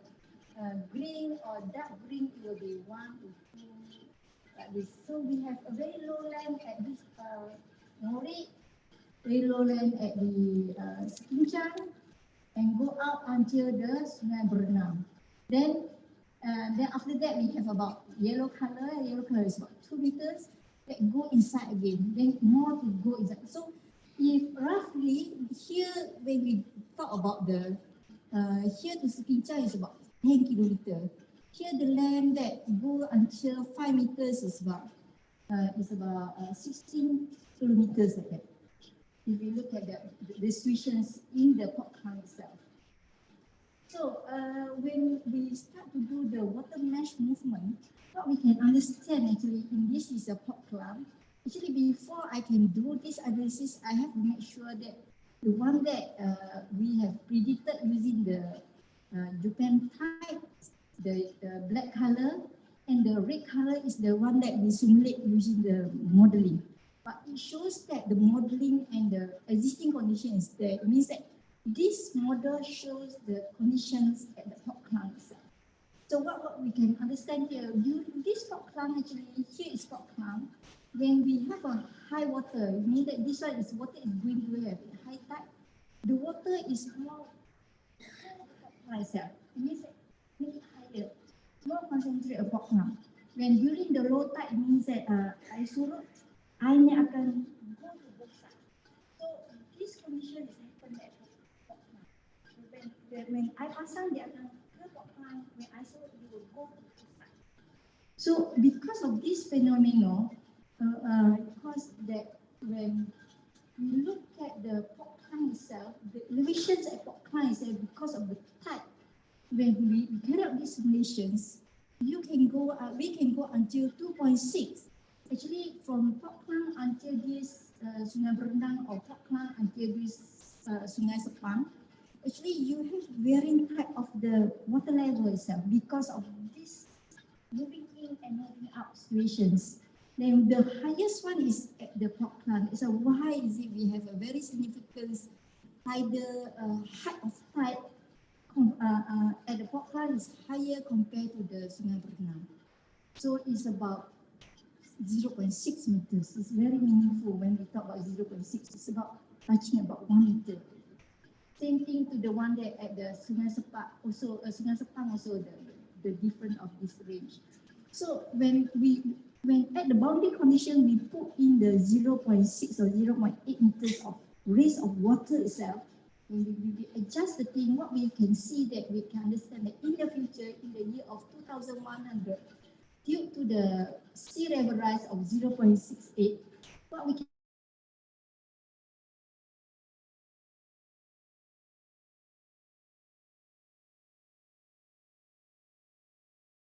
can see in 80 years later on. So it means that we have to make sure that mitigation is supposed to carry out to reduce the impact because the water is going to get higher and higher. Okay, that is the situation. So when we talk about the coastal area, it's not just a tide itself. We have to understand that significant wave height. Significant wave height means that this is how much is the wave. It's not a maximum wave height. Maximum significant wave height is 1/3 of the wave height that causing the energy to the shoreline. What we can see here, actually, I extract the data at this part is very nearby to the Sekincang. We can see that the wave height at this Sekincang area, or we can say that is Selangor shoreline, is range from 0.1 until they can reach until 1 meter. So what we can see here. So there are different range between area. It depends on the atmospheric pressure to that area. So in the last year, in the 2021, in the December, there is a high water is about 1 meter during that time, during that event. It may be one of the factors that causing the water be pushing more to the inland rather than reduce the thing. So I am sorry because I thought the event is happened at the end of the year, but actually just now I mentioned that about 17 or 18, but we are lucky that day. During the event, our tide is quite low, but only thing is only we have one peak of the wave coming in here that it might cause a little bit of disturbance to us during that event that causing a lot of this type. But anyhow, I did a study on this Sri Muda on this area. Well, I can say that actually this Sri Muda or the thing that at the upstream is quite far away from the coastal area. But usually when we talk about coastal area, their energy is maybe can go until 10 kilometers away. But this Sungai Muda, Tanah Sri Muda is far away.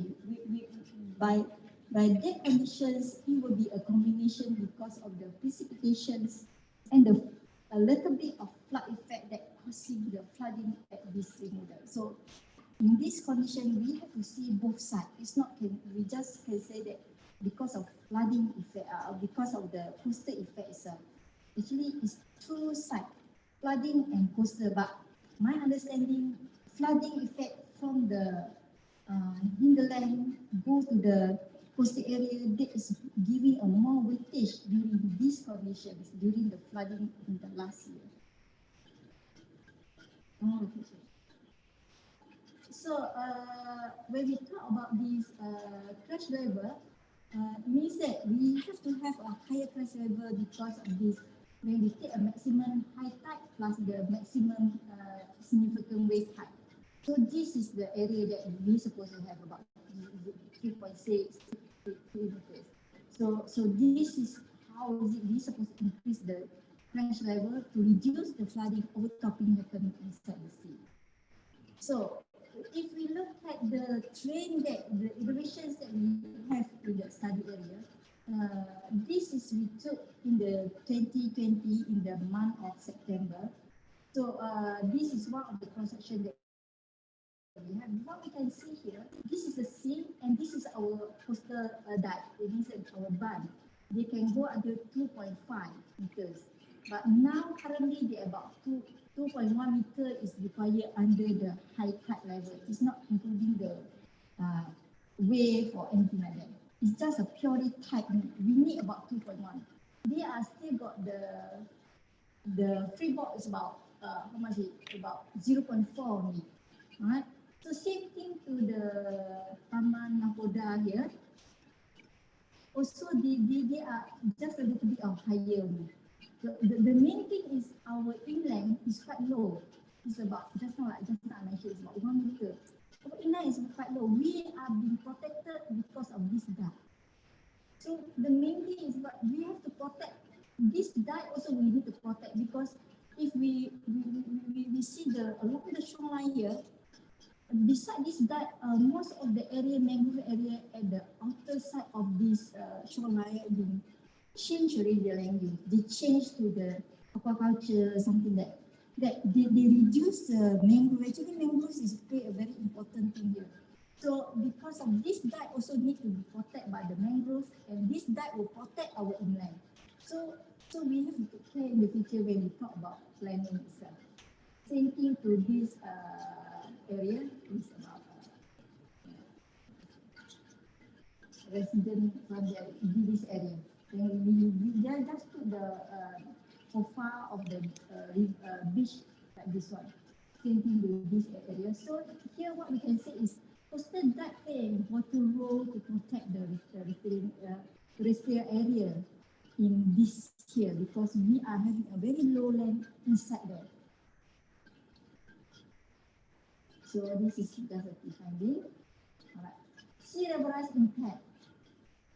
So I made 3 comparisons. One is I'm using the hydrodynamic. One is I'm using a static model. Static model means I just know where is the flooding. But hydrodynamic model, we know that how much is it the height of the water go inside our area. Then we know that how much is it we supposed to raise out our barn or any other inside.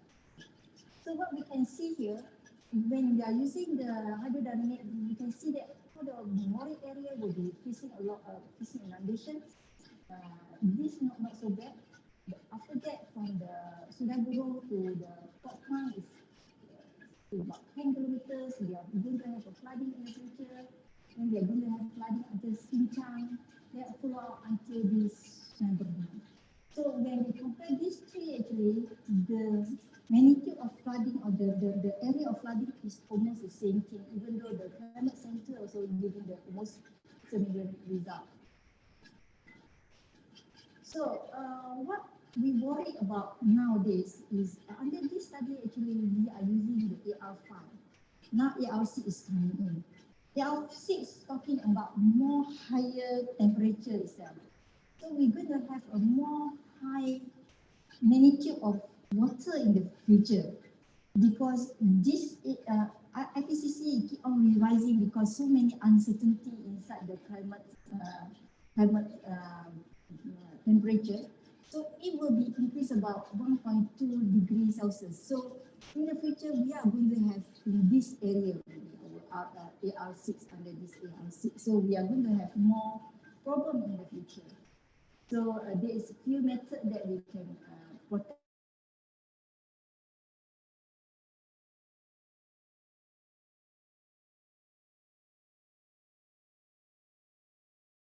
For it, JT itself or anything, or meeting the tidal gate itself, or all the things like that. So another thing is, I still want to emphasize that actually through our another study, we found out actually mangroves is very important. So please keep the mangrove. Don't change the land use for other using or other users. So keep the mangrove. They can protect us also in the future. With that, I think thank you very much. Thank you very much. I think we've all learned quite a bit about coastal regions and the issues that we're facing. So I think we've managed to fix our technical issue. Yes. Can we have a question and answer after Dr. Fred has spoken? Right.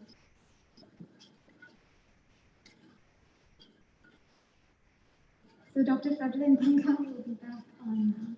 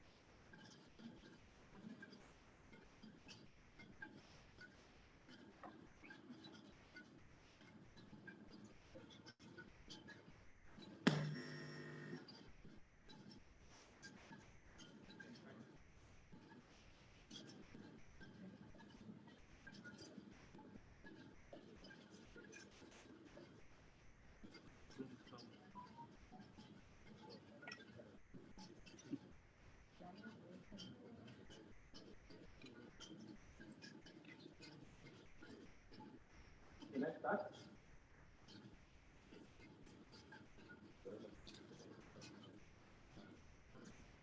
Hello?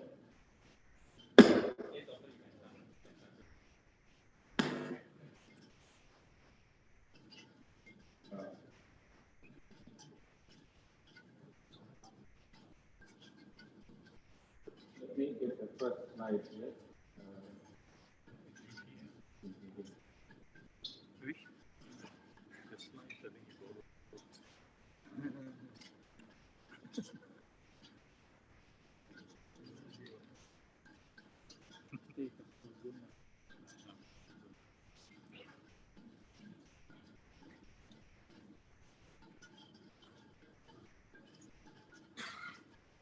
All right, everybody can hear me? Yes. Yeah?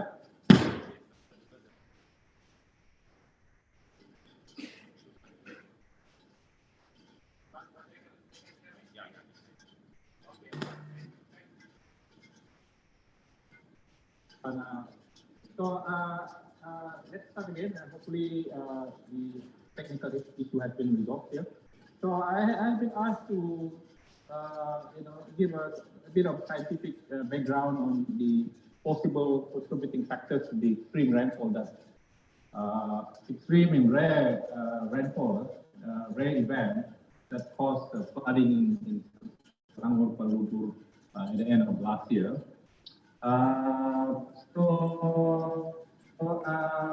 But in my mind, I cannot just dive into this, without giving a bit of perspective at the global and regional scale, and a bit of giving idea about the diversity of weather and climate in this region. So hopefully, with that, I can, give you a better justification on what are the things that possibly contribute into the extreme rainfall that we experienced in December last year. So let me start with this slide. This is actually a record of climate-related disaster in Southeast Asia. As you can see, flood, basically a bigger chunk is more than 50%. But we have wind, storm, and drought. All these climate-related disasters. As you can see, that flood basically the trend is increasing. If you see the last few decades, and if you look at Malaysia, this is not my slide. This is from my colleague, Professor Zulfakar from UTM. The same kind of story here, which flood numbers basically on the rise the last few decades, and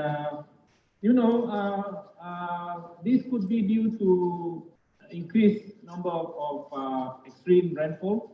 But of course, flood is not just due to extreme rainfall. It could be due to other things, on the ground. And I'm not qualified about talking about flood. In fact, the previous speaker talked about flood already. So, but at the end of last year, something kind of unusual. The area not supposed to be getting huge, big flood like in Selangor. Indeed, we experienced this in Klang, in Taman Sri Muda, and so on. And not only that, we in the East Coast, we usually experience flood in November, December, January. But this year, even in toward the end of February or even March, which is outside the usual period of flood event, we have flooding. So the question is, are we actually riding on this trend of increasing flood due to climate change? The answer could be yes, but there could be several factors that influencing this. This is that I'm going to go on talking about this in the next 10 to 50 minutes. So just to give a bit of perspective about what happened at the global scale and regional scale. So I'll be based on the result, report of the IPCC. IPCC has been mentioned before. This is the Intergovernmental Panel on Climate Change, UN body. I was part of this in the AR6 and also in the AR5 and AR6 as well. So when you're talking about climate change, you cannot really just base on a particular area to draw a conclusion, a particular variable to draw a conclusion. But so I think looking at the holistic, the whole globe, looking at the multiple evidence and when it comes to the key messages of the report, for every cycle they have these key messages. So here I'm quoting the latest IPCC report. By the way, I think earlier speaker mentioned about the warming, the current warming is almost 1 degree, but actually it's already 1.2 degree compared to the pre-industrial level.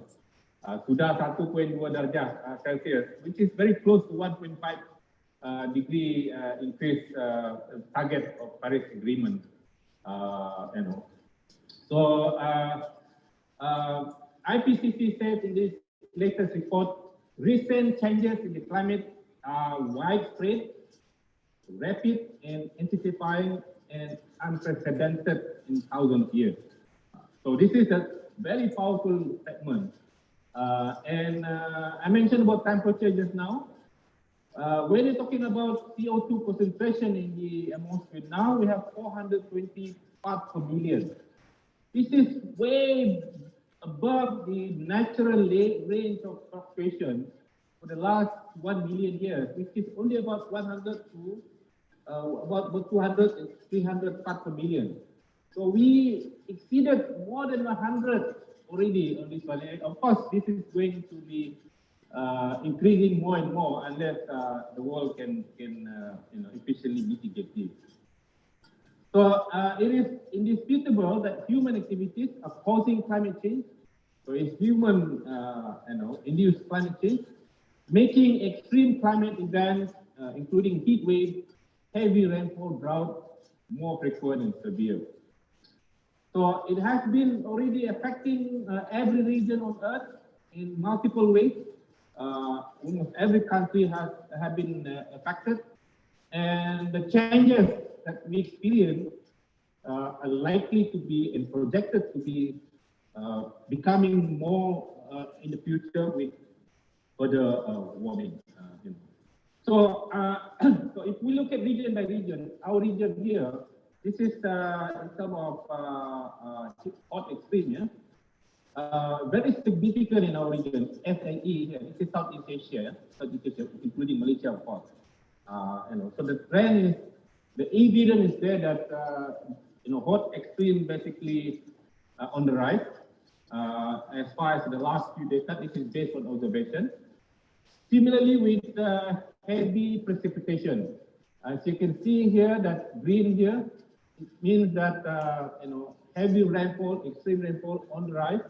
And this partly explain why in Southeast Asia, including our region, including our country, flooding becoming more and more.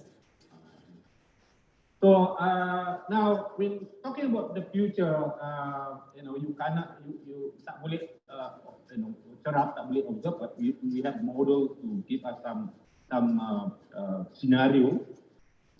So this is kind of projection of global mean temperature. As you can see, the high-end scenario with no mitigation, and by the end of the century, the temperature will increase perhaps close to 5 degrees C as compared to 1 point something that we have currently. So where we want to go is this one here, the very ambitious scenario, SSP 1.1. This is actually the kind of Paris Agreement target 1.5 degree. But at the end of the talk, I will be talking a bit about how challenging, how difficult the world is going to be achieving this. But even the most ambitious, this is actually the table giving you the projection of temperature at the near term, the middle of century and the end of the century here. Even the most ambitious scenario here, we will still be reaching 1.5 degrees. The temperature will continue to rise, even but of course, If we can achieve that, that's better, because at the end of the century, we will be below 1.5. But if the world fails to do the mitigation, we might be ending up more beyond 2 degrees, 3 degrees, maybe even 4 or 5 degrees C. So, but those are basically average globally. If you look at the spatially, even at 1.5, some areas, especially the northern part, like in the Arctic, it's more than 1.5. At 2 degrees, you can see, the temperature in the Arctic, even reaching, projected to reach 6 or 7 degrees. And of course, this will affecting the melting of ice, and as a result, as you know, will increase the sea level rise in maritime countries like Malaysia will be affected, as mentioned by Dr. Lee earlier. The rainfall will be changing, as indicated here. Some will get more drier, some will get more rainfall. But what is interesting here, the extreme. This is the extreme temperature. If you look at the 50-year event here, 50-year event, if the temperature increase, like 4.5 degrees hotter, or increase by the level of 4 degrees C, the likelihood will shoot into almost 40%. So this is why we don't really want to go to that kind of warming in the future. Similarly, when it comes to extreme rainfall, the likelihood will increase.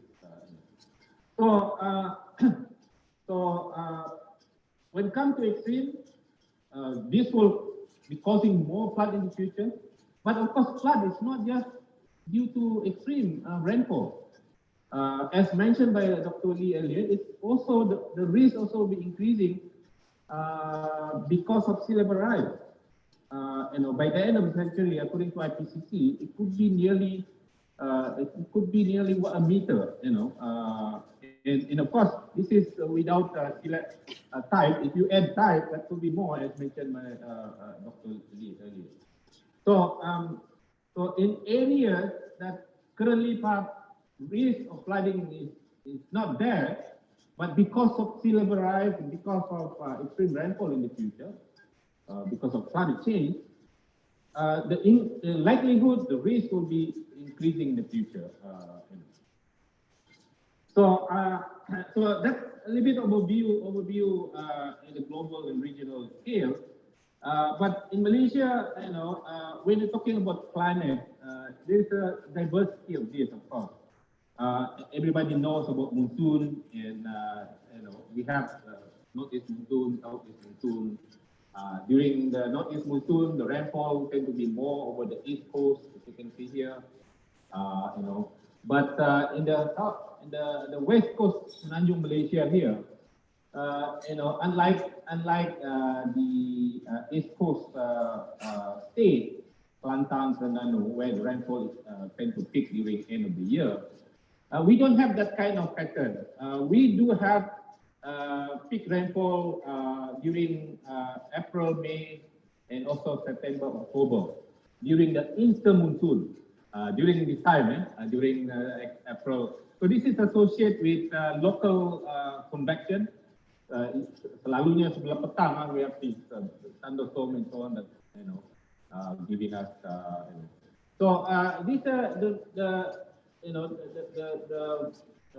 climatology that we have, and of course, on top of that, there are other mechanisms where making the climate variation from year to year and also month to month.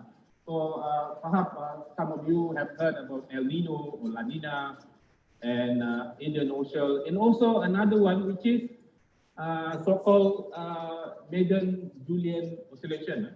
So all these basically are natural mechanism in the climate system. Even without climate change, they'll still be there. They're still making our climate variation in Malaysia. But with climate change,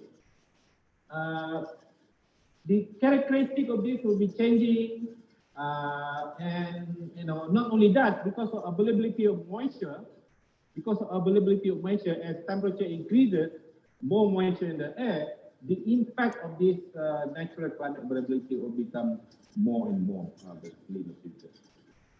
So during monsoon, northeast monsoon, we do have this not only MGO, but we have other like cold surges and Borneo vortex, and this determines basically how the rainfall.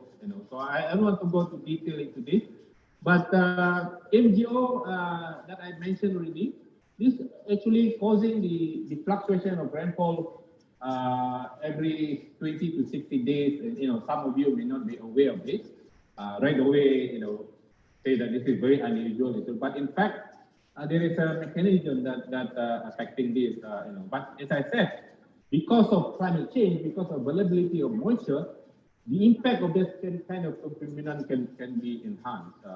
So if you're talking about rainfall could be more in the future, or even now compared to the last decade before. We have MGO, we have Borneo vortex. If you combine it together, cold surges, that makes the rainfall become, in fact, many flooding that we have in the East Coast associated with the combination of factors like this, basically. Here we look at the impact of MGO. When MGO present, it could actually double the rainfall when MGO is not there. Of course, when the climate change is there, that could be more in the future because of availability of moisture. So now I'm getting at this, extreme and rare rainfall that we had at the end of middle of December last year, especially 17 to 18. Now during 16, we do have heavy rainfall over the East Coast, but 17 we in Selangor also, as you can see the red button here, dot here indicating very heavy rainfall, until 18 there. So if we plot this in time series, and for each of these basins here, as you can see that the rate of hourly rainfall exceeded 60, or even some reach 80, some sections reach 80 millimeters per hour.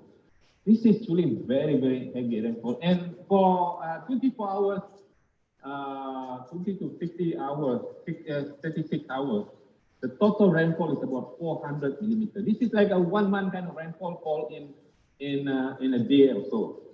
So, doesn't really matter what, in my opinion, you are going to get flooding. You are going to get flooding. So, are these associated with climate change? Well, it's not as simple as, this is associated with climate change. But this is actually to attribute a single event like this to climate change. This is a new science, this can be done, but require, a bit of, not a bit, but a quite extensive simulation. But we can understand a little bit what actually contributes to this particular event. During that time, we do have a typhoon passing over the Philippines. But this is not the one that causing this heavy rainfall over Klang, but also impact over Kelantan and Terengganu. The system that we have here is associated with tropical depression that appeared north of, in the South China Sea, north of Kuching, and propagate, into towards Semenanjung, Malaysia. This is basically anti-clockwise kind of system, very weak system, but nevertheless, this system was flagged by UN Running Typhoon Center in the US, in Hawaii, and it caused rainfall during heavy rainfall in the 16 over Terengganu and Kelantan, causing flood there. And because of this is a small system, people expect that when it crosses over land, it will be disappear, weaken, But somehow it got strengthened, and when it's over Melaka, it got strengthened. As you can see this picture here on the right hand side here, it got strengthened, and this is the one actually causing massive rainfall. So not only that, this system not only strengthened, but it's basically stationary there for about 24 to 36 hours. Keep pumping the moisture into Selangor and Kuala Lumpur, causing this very heavy rainfall over the side.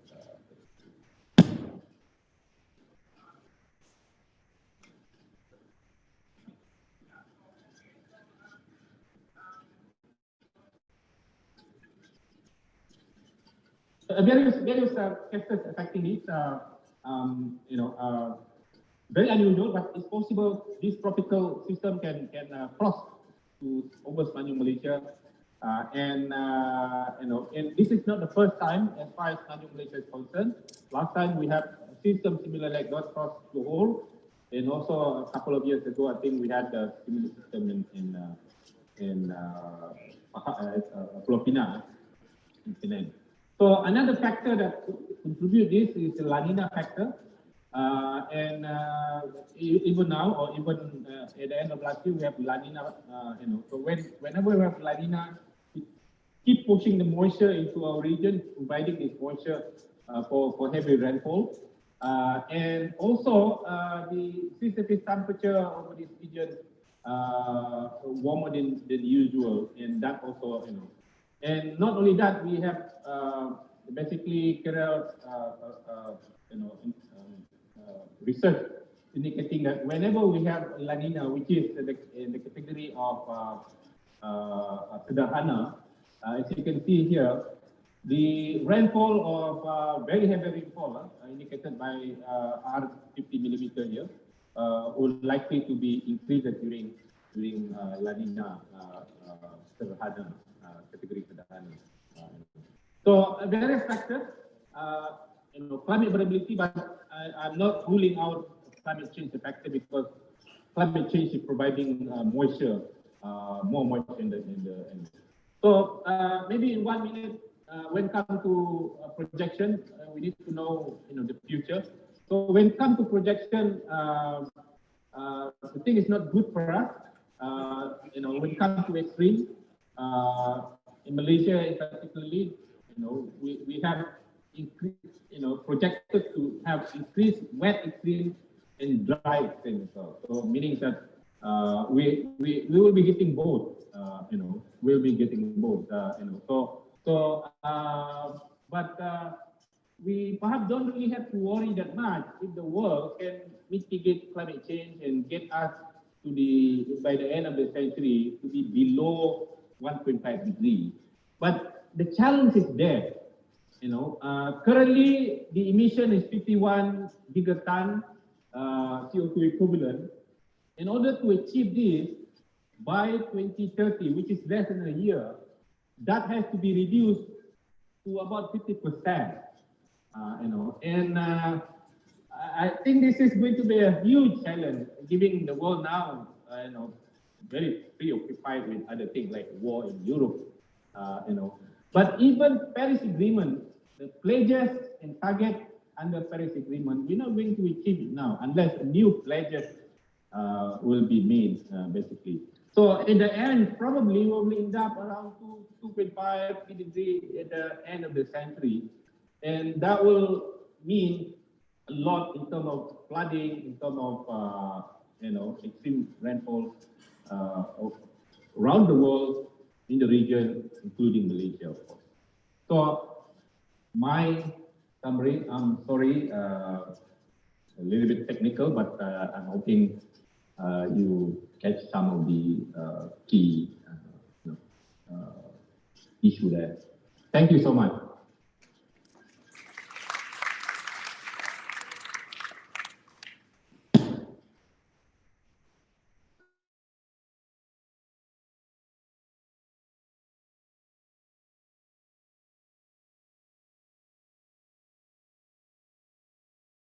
And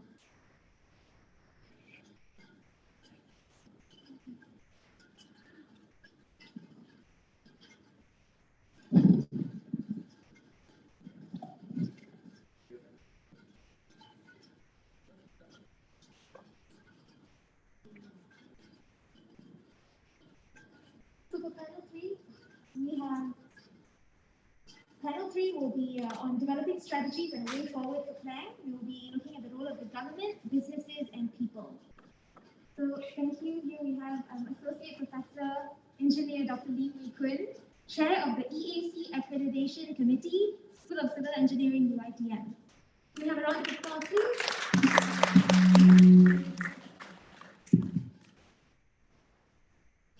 Thank you very much to our chairperson, and thank you very much to YB Charles Santiago for this invitation to be on this platform. I'm a Klang boy, raised and born here, and still living here in Bukit During the flood last year, my neighborhood affected as well. Although personally, I wasn't affected, but I really was part of the entire experience. And indeed, the flood was new to many of us, to me as well, all these years living in this city. Right now, I have been very impressed by some of the presentation and the questions asked this morning. Next to me, Dr. Joy was saying that we have some civilian scientists among us here to monitor rainfall, tides, and so on. So I was thinking, wow, that's amazing. Because when I prepared the slides, and in terms of what I'm going to talk today, I was not looking into so much of technical things to be shared. So anyway, I'll carry on with what I have planned today, and hopefully I'm able to contribute some to our discussion. Now, we have mentioned much that the reason for the flood is due to intense rainfall, due to the tide, which we refer to as a tidal backwater phenomena.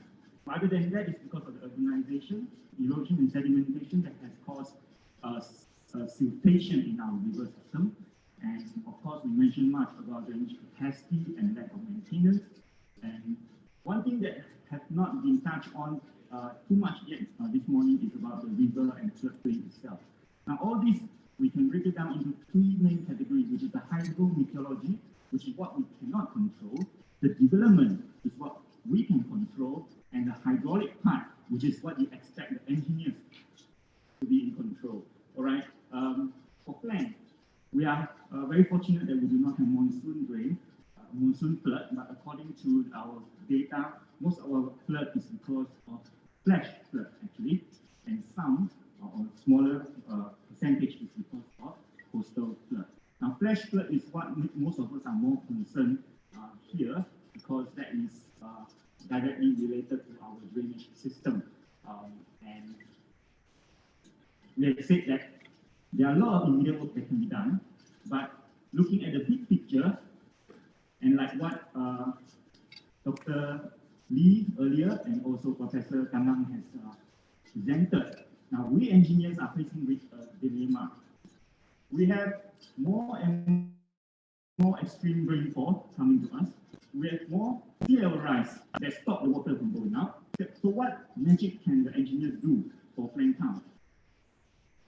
So what happened in this 2018 event, December 18 event, it's already been mentioned just now, it's an anomaly because we have 1 month rainfall in a single day. We have to admit, engineers have to admit that. We're so sorry. The drainage system are not designed to take care of that. Okay? Now, we heard about that the rain is a 1 in a 100-year rain. And then 1 month later, another 1 in a 100-year rain. One of our speakers was saying.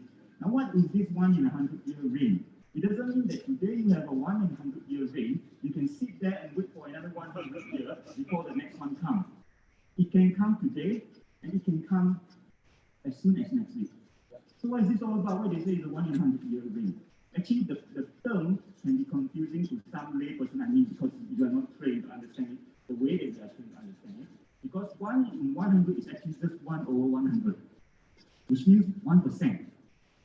you have a 1% chance of seeing this happen, but it doesn't mean that you have to wait 100 years to see it happen again.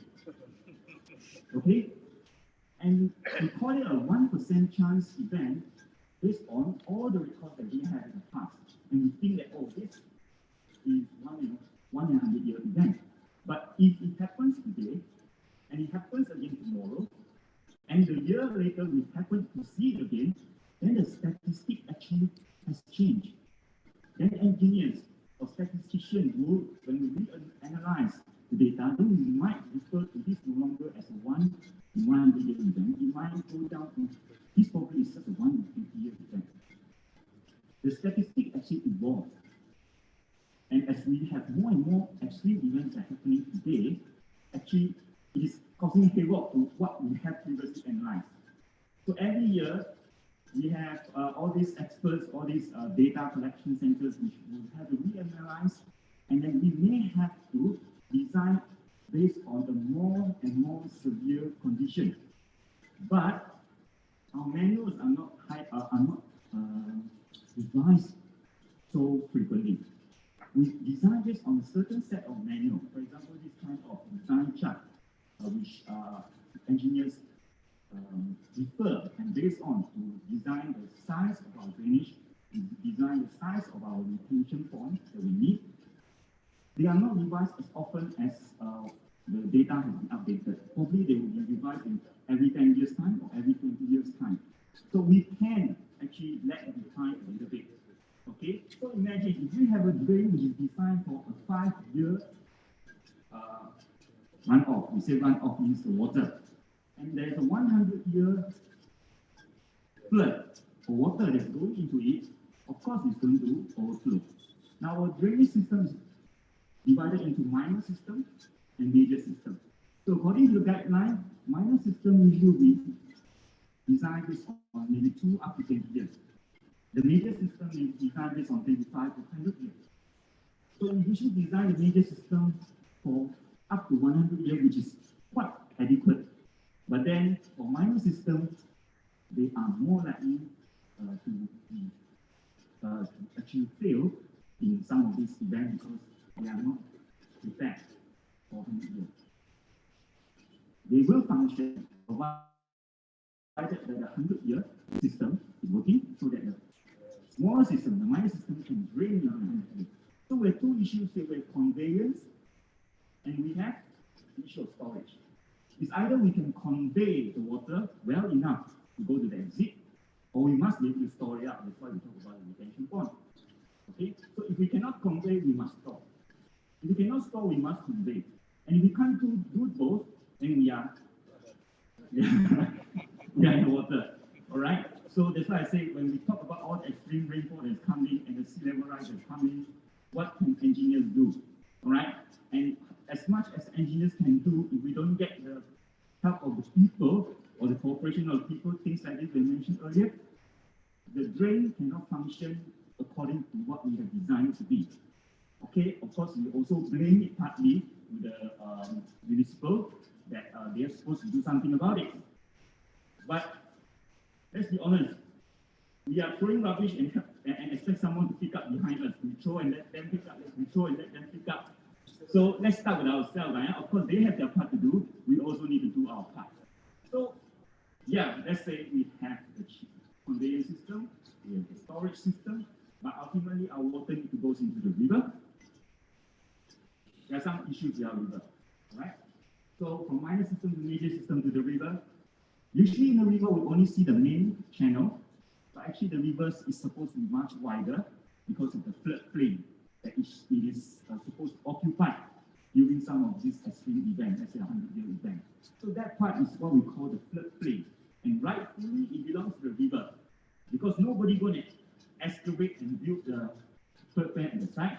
The river itself, during a 100-year event, when the flow comes, it flushed all the way out to the sea, it excavated it itself. So it belongs to the river. We shouldn't go in. But we have real floodplain encroachment. This is one of the photos I picked up from Klang. Some may know where is it. So this kind of encroachment means that we are blocking the river. And we do that we are reducing the conveyance of our river. If we reduce the conveyance of river, upstream of that, water level will be higher.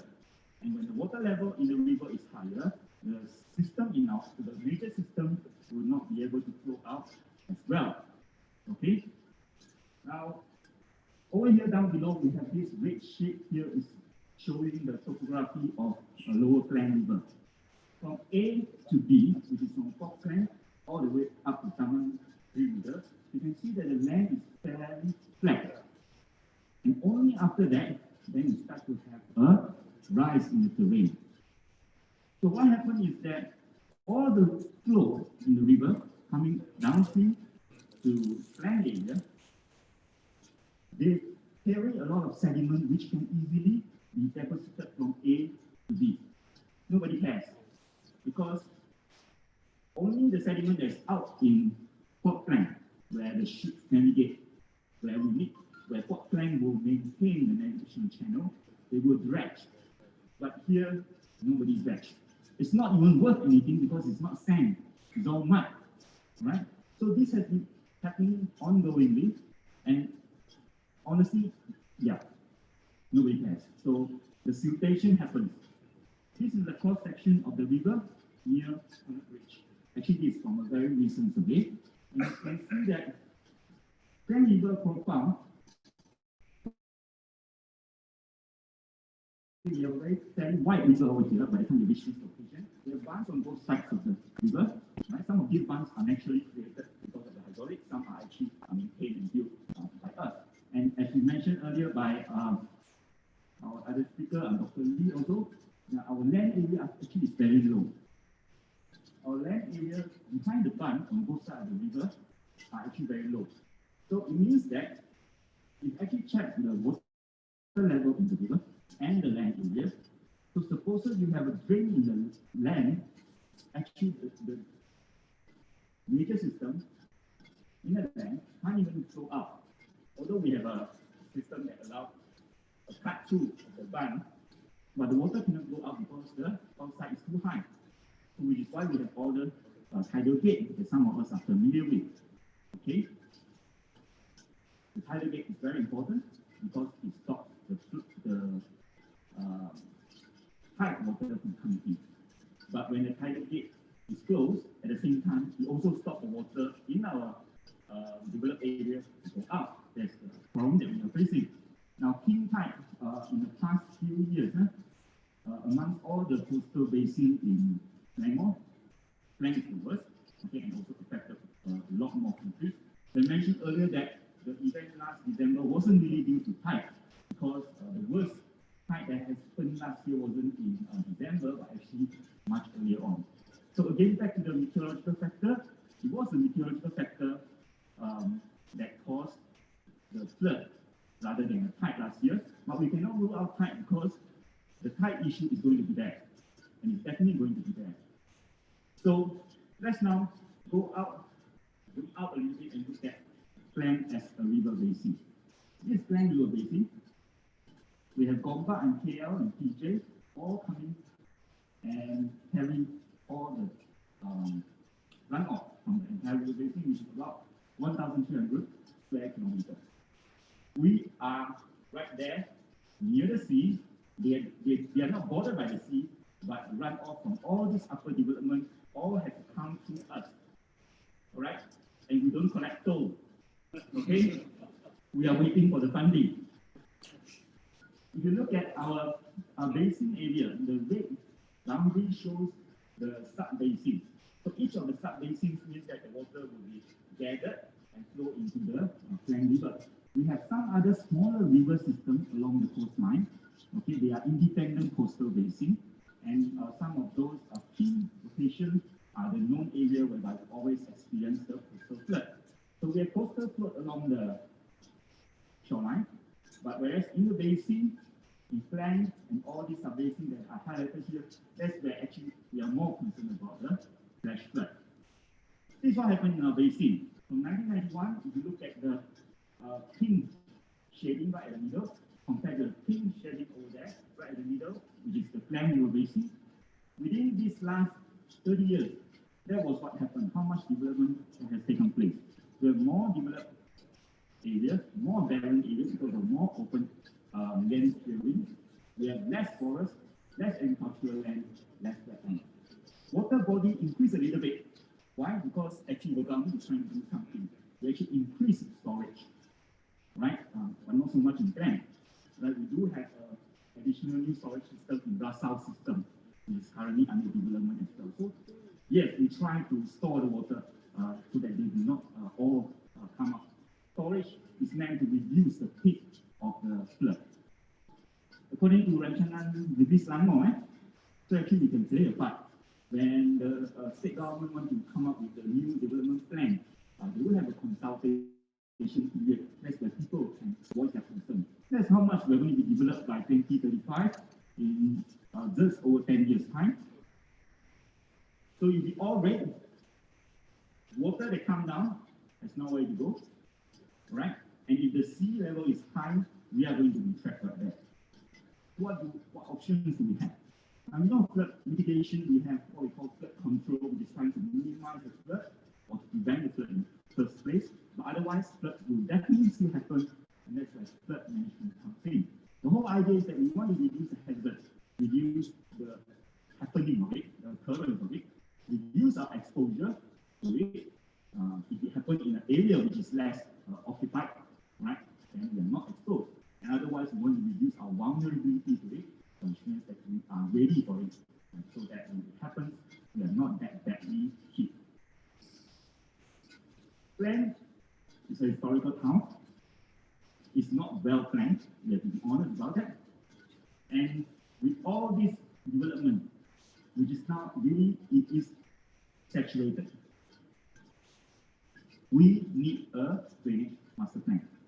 When we say we need a drainage master plan, it's because most of our storm systems are already developed back then, and they do not follow, for example, this very recent storm water management manual that we introduced in year 2000 by Drainage and Mitigation Department Malaysia, and it's revised in 2012, right? And the idea is that we must make sure that in every development, the post-development discharge, the post-development condition is still the same as before development. How can it possibly be? Okay, right. It's pretty simple, as long as we have detention pond. But most of the earlier development doesn't comply with that. So when we try to introduce detention pond to the earlier development, we have limitation of land space.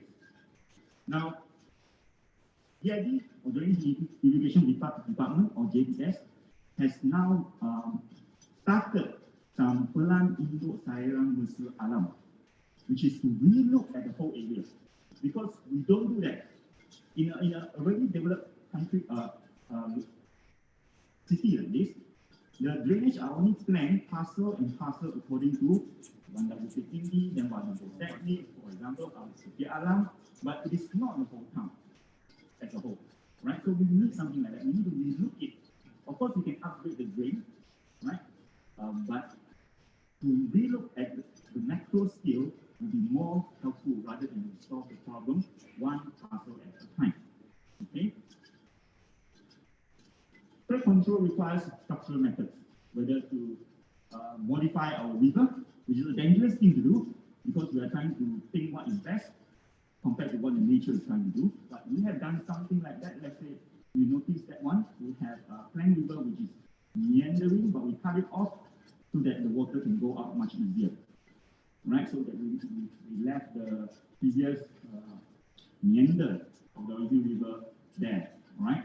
So that's one kind of river engineering work, to straighten, to widen, to deepen, okay, but it requires a lot of detailed study. And also the floodplain management to make sure there's no encroachment, whether it's development, whether it's vegetation, trees, for example. And otherwise, in coastal area, some Dr. Lee from NAHRIM mentioned about the coastal band that is important to fend off the sea level rise and the wave. So we have this tidal gate. We also have the pumping system, which I think some of you are already well aware of that. So when tidal gate is closed, and if there's incoming water from upstream, we need to have enough pumping capacity in order to take care of that. Otherwise, we are under water. Our coastal bund is also under attack, right? They need continuous maintenance. They even crack, burrowing into the foundation, because the foundation usually are just earth, right? And then covered with huge rocks. So that if the earth are loose, then the rocks collapse and the bund gives way. So we have seen this already earlier, so it is coming. We have seen how using the hydrodynamic model, Dr. Lee earlier has shown the extent of flooding in our coastal area, right? So what engineering intervention can we introduce? Engineers, we talk about the drain, we talk about the detention storage. Can we be more creative? Well, people are talking about another smart tunnel for Shalam. All right, is that something that might work? Okay, coming back to our topography, Klang is very low. The land is very low. And it's very flat. It's low and it's flat. So even if you build drain, the drain has no gradient. So it goes slowly. All the more it is clogged, it's not going to work. So actually, we don't have much option. Okay? But if we are crazy enough, if we have enough funding, and if we feel urgent enough that this 2,100 is going to be that bad, and these are some options that we might need to really consider, right? To have a tidal barrage system that separate out the sea and the river when needed, so that, for example, when the tide is low, we close the barrage, and when the tide rises on the outside, inside the river is still low. And so whatever the runoff that comes from the upper basin, it can use the river itself as a storage. The good thing is that the river in Klang, or the tidal in Klang, we have about 5 meter range from low tide to high tide. And if you look at the lower Klang, we have about 30 kilometers of river all the way until Srinagar, which is about 100 meters wide. So there is some form of a storage. But of course, this requires very detailed analysis, such that if there's an extreme storm event and the flow coming in that use the river as a storage, then within one tidal cycle, when the outside is low tide, we must be able to flush out everything. But flushing out also takes time. Okay, so this actually requires a lot of detailed analysis. Now we have some minor systems over there, and over here is actually out, whereby Bukit Tinggi and just now Bayu Perdana actually flow through there to go out. But it is the same thing because all the minor river systems, they are also subjected to the same time. Okay, so they are also not providing an outlet unless there is a barrage that cuts off the tide and use it as a storage. So this is what I refer to as a very ambitious kind of project. The engineers are really going to come up with some major solution schemes. Of course, we have soft approach, non-structural approach, which is the prediction of the weather. But other than those who are frequently affected by the flood, most of us probably don't pay much attention to it actually. Right? We have flood forecasting or flood mapping. They are useful as well, but they also can be overly simplified because they do not take into consideration the actual stormwater system in the urban area. Now, what is lacking in Malaysia is that we don't do much of that. Stormwater modeling. We model river, we model sea, but we don't model the stormwater system in a city. So when it rains, and when the water hits our houses, hits our pavement, where does the water go? Where is the hot spot? How much time does it take for the water to drain out? Or which part is going to be inundated?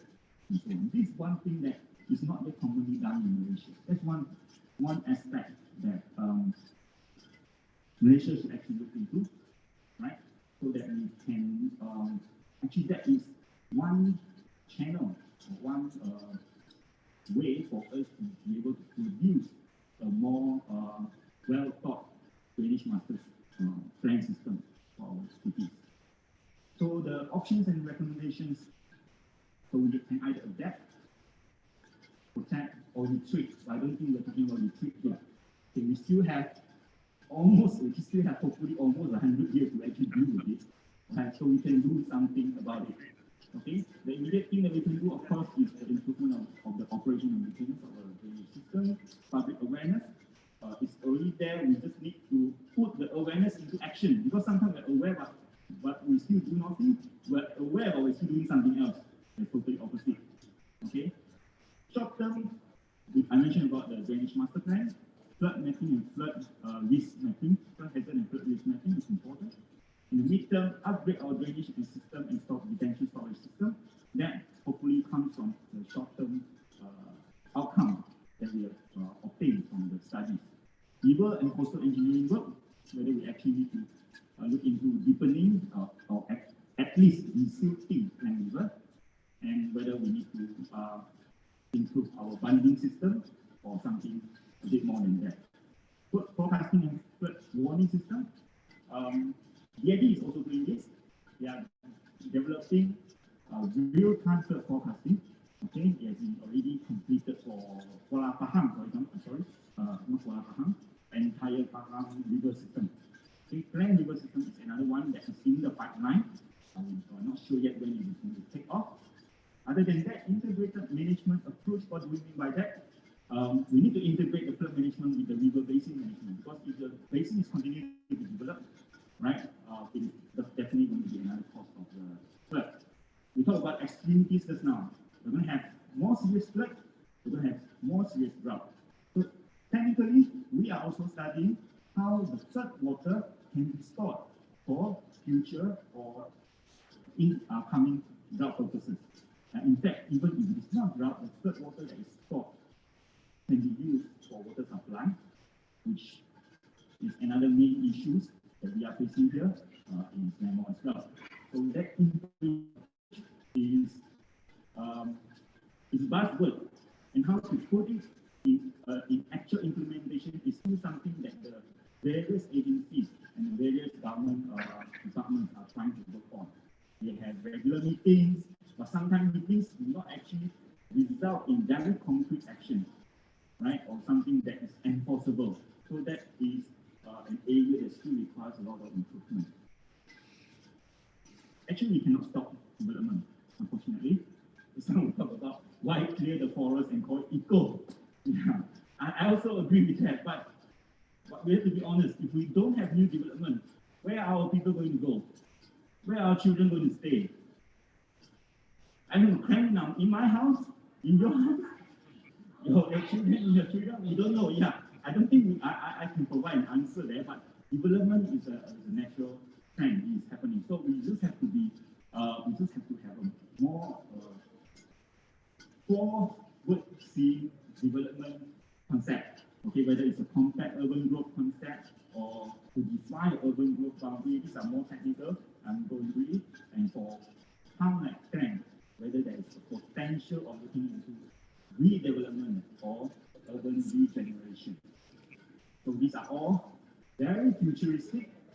It may look impossible at this stage of time, but it is something that we need people to look into it from various aspects, from the framework, from the governance, how to go about solving all these issues. So with that, thank you very much for your attention.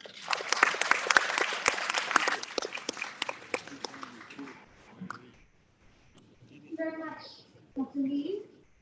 I think you've really dissected the idea of flood and security for us, everything that we've been worried about. Thank you very much for that. A bigger round of applause, please. Next, I'd like to invite Professor Dr. Jacqueline Pereira, Southeast Asia Disaster Prevention Research Initiative UKM, Vice Chair IPCC Working Group 2, and Fellow Academy of Sciences Malaysia. Mouthful. Big round of applause, please. Thank you.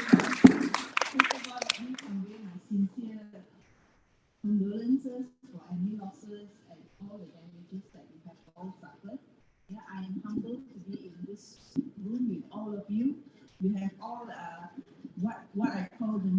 that you have from this experience and what I heard from the community, I realized in Klang we have a world-class group of citizen scientists. This is what we all are.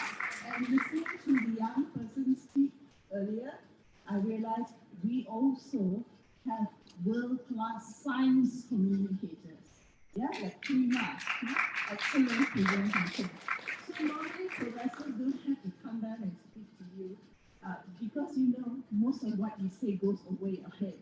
Yeah, so that's why we need people like KAMY so they can translate the science to you and in a form that's a different skill set that she has. Yeah?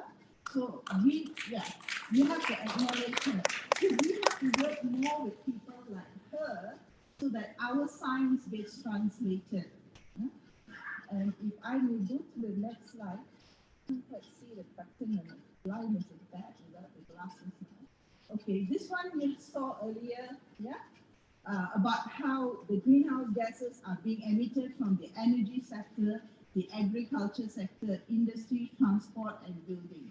These are the same sectors that will get impacted, and this is where you can also take action. And my colleague, Professor Fredolin, talked about the global warming. We are going towards 1.1 degrees, and we have reconfirmed people are the cause. If I may go to the next slide. Professor Fredolin was from Working Group 1. They talk about the climate science. Working Group 2 talks about the impact, what's going to happen. And today, I am actually negotiating with governments on the IPCC about what the solutions are. And our third report will be released next week on Monday. So look out for the report. And Working Group 2, we say that the impacts are magnified in cities. I don't have to tell you that you all felt it. Yeah? We felt the impacts. Critical infrastructure is going to be impacted. Yeah, much of these systems are going to be compromised. Dr. Lee gave you a really good overview. And look at the challenges that we have about limited access. You will see some of these challenges like leadership, of course, not in YB's case.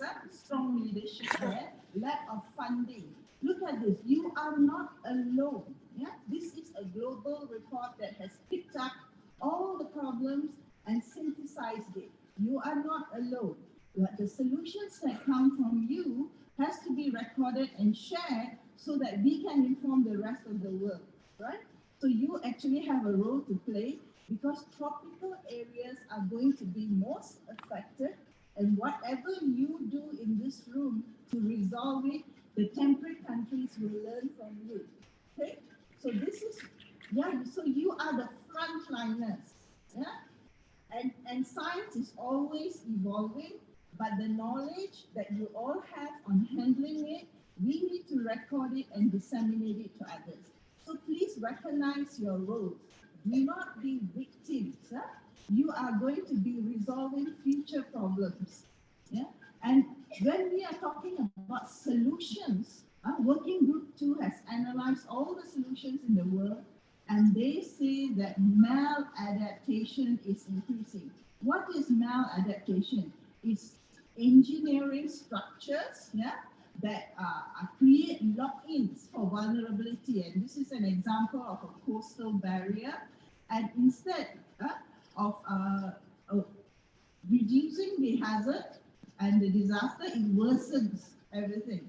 And it can be avoided if we use flexible, multi-sectoral, inclusive, long-term planning and implementation of actions. So if Dr. Lee, if I could share something with you, engineers alone cannot solve the problem. Yeah, you need to bring in multidisciplinary knowledge because this is something the world has not experienced before. So this is the information. So, and who is going to be affected? It is the most disadvantaged group. The lady who was in the low houses with the high houses above. Yeah. All those people who are marginalized, terpencil, terlupa. So these are the people who are most affected by maladaptation.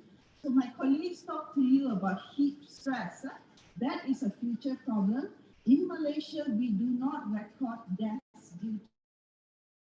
key. So this is something we are looking into. Water, food, flood risk, yeah, these are all the problems. The slides are with the organizers. You are welcome to it.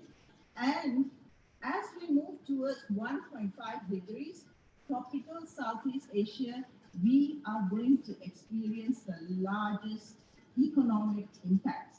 Whatever development gains we have had, we are at risk if we do not take action.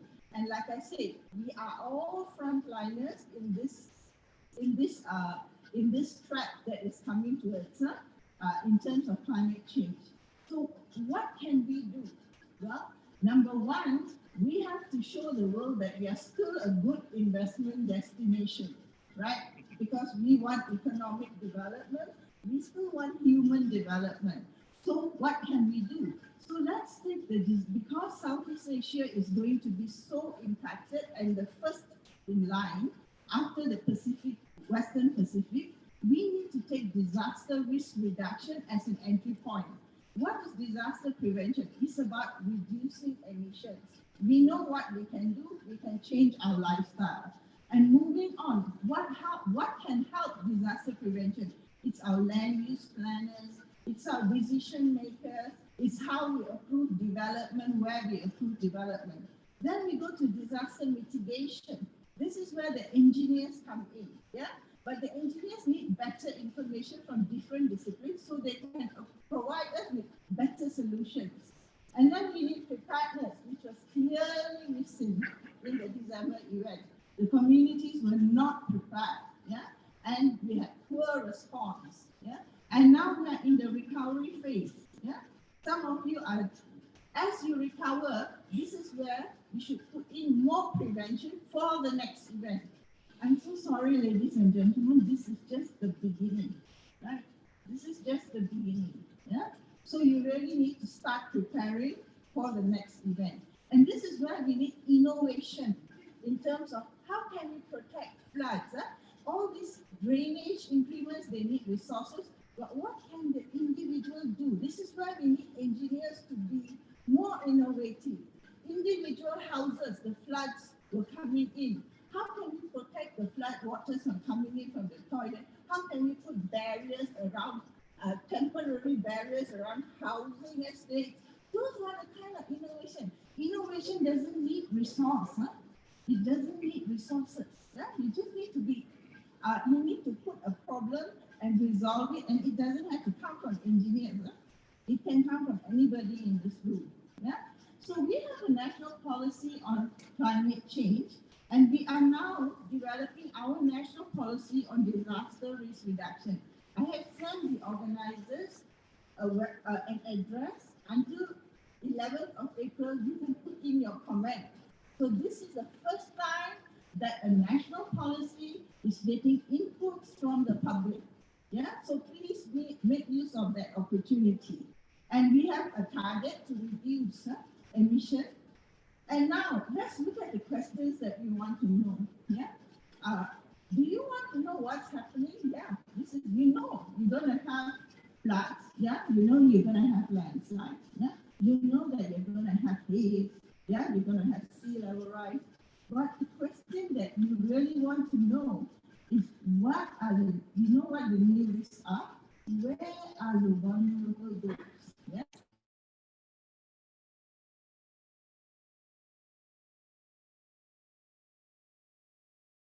This is the kind of thing we need more research on, not what's going to happen, 2050. Yeah? We know all that from the global sciences. So our investment must be on these aspects.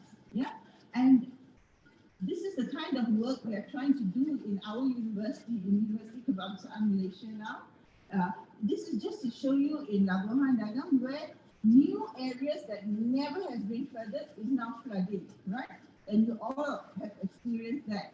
So what it's showing us is that the current methods for flood projection is using historical data that is not reliable anymore. So you need new types of information to help our engineers to do better. This is just to show you our work in Kuala Selangor, which is funded they are working with the unit Bencana Selangor, and the work is to actually look at the sea level rise in Kuala Selangor, and you'll see with 0.5 meters of sea level rise, the kind of land use that is being impacted. How many hectares of agricultural land, forest land? Yeah, this is the scale of information here is very, very detailed and granular. So the NAHRIM scale of information that was produced was more at a national scale. So we need to bring the science down to match the scale of decision making in Klang, in Kuala Selangor, so that you know where all these areas are. We also looked at the subsurface, and we saw that the groundwater infiltration, NAHRIM spoke about the surface water. We looked at the subsurface, the groundwater, the permeability of the rocks, and we saw that in certain conditions, right up to Sri Bestari Jaya, you can have saline water intrusion as the sea level increases. And what does that mean to the housing in that area when the conditions change? So these are the kind of local level information that is required. And we looked at Selangor and screened their landfills, and we found 3 landfills that are going to be in danger of coastal inundation. The one in Teluk Mapas is closed, but if you look at the subsurface, is it really protected from further erosion? So these are the kind of new emerging hazards that you are surrounded with. What happens when the land spill is submerged, the erosions, the pollutant that goes? And this is Port Klang, where we look in detail level, at the possible inundation that will happen at 0.5 meter rise, and we matched it to your land use planning, where you have committed development. You have existing development, which is your pembangunan sedia ada. You have your committed development, which is already going to be released to developers, and you have your cadangan pembangunan, and which is going to go in the future. And these are the cheapest to change. Committed, they can build their defenses, and if it's already built, then you want to protect.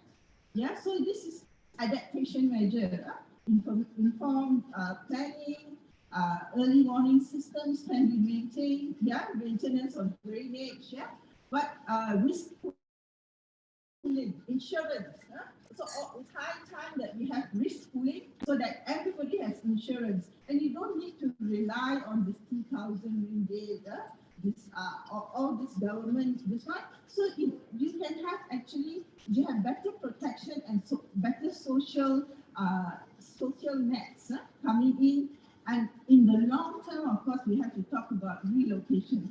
So what are we doing about all this with the city of Kuala Lumpur? I just want to share with you the actions we are taking from University Kebangsaan Malaysia, working with University of Cambridge with funding from Malaysian and UK government.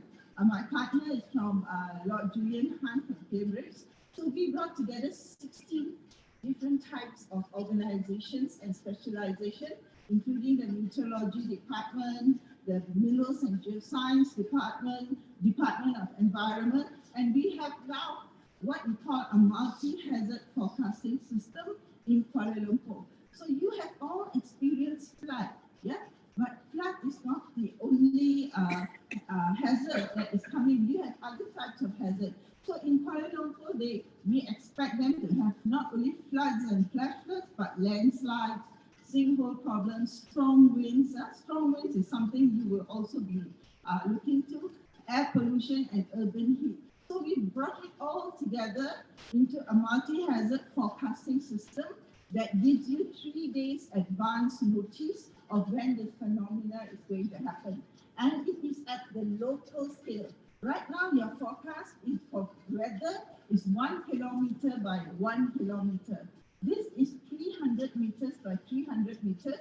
It is the most detailed forecast in the country at the moment, done by Met Malaysia.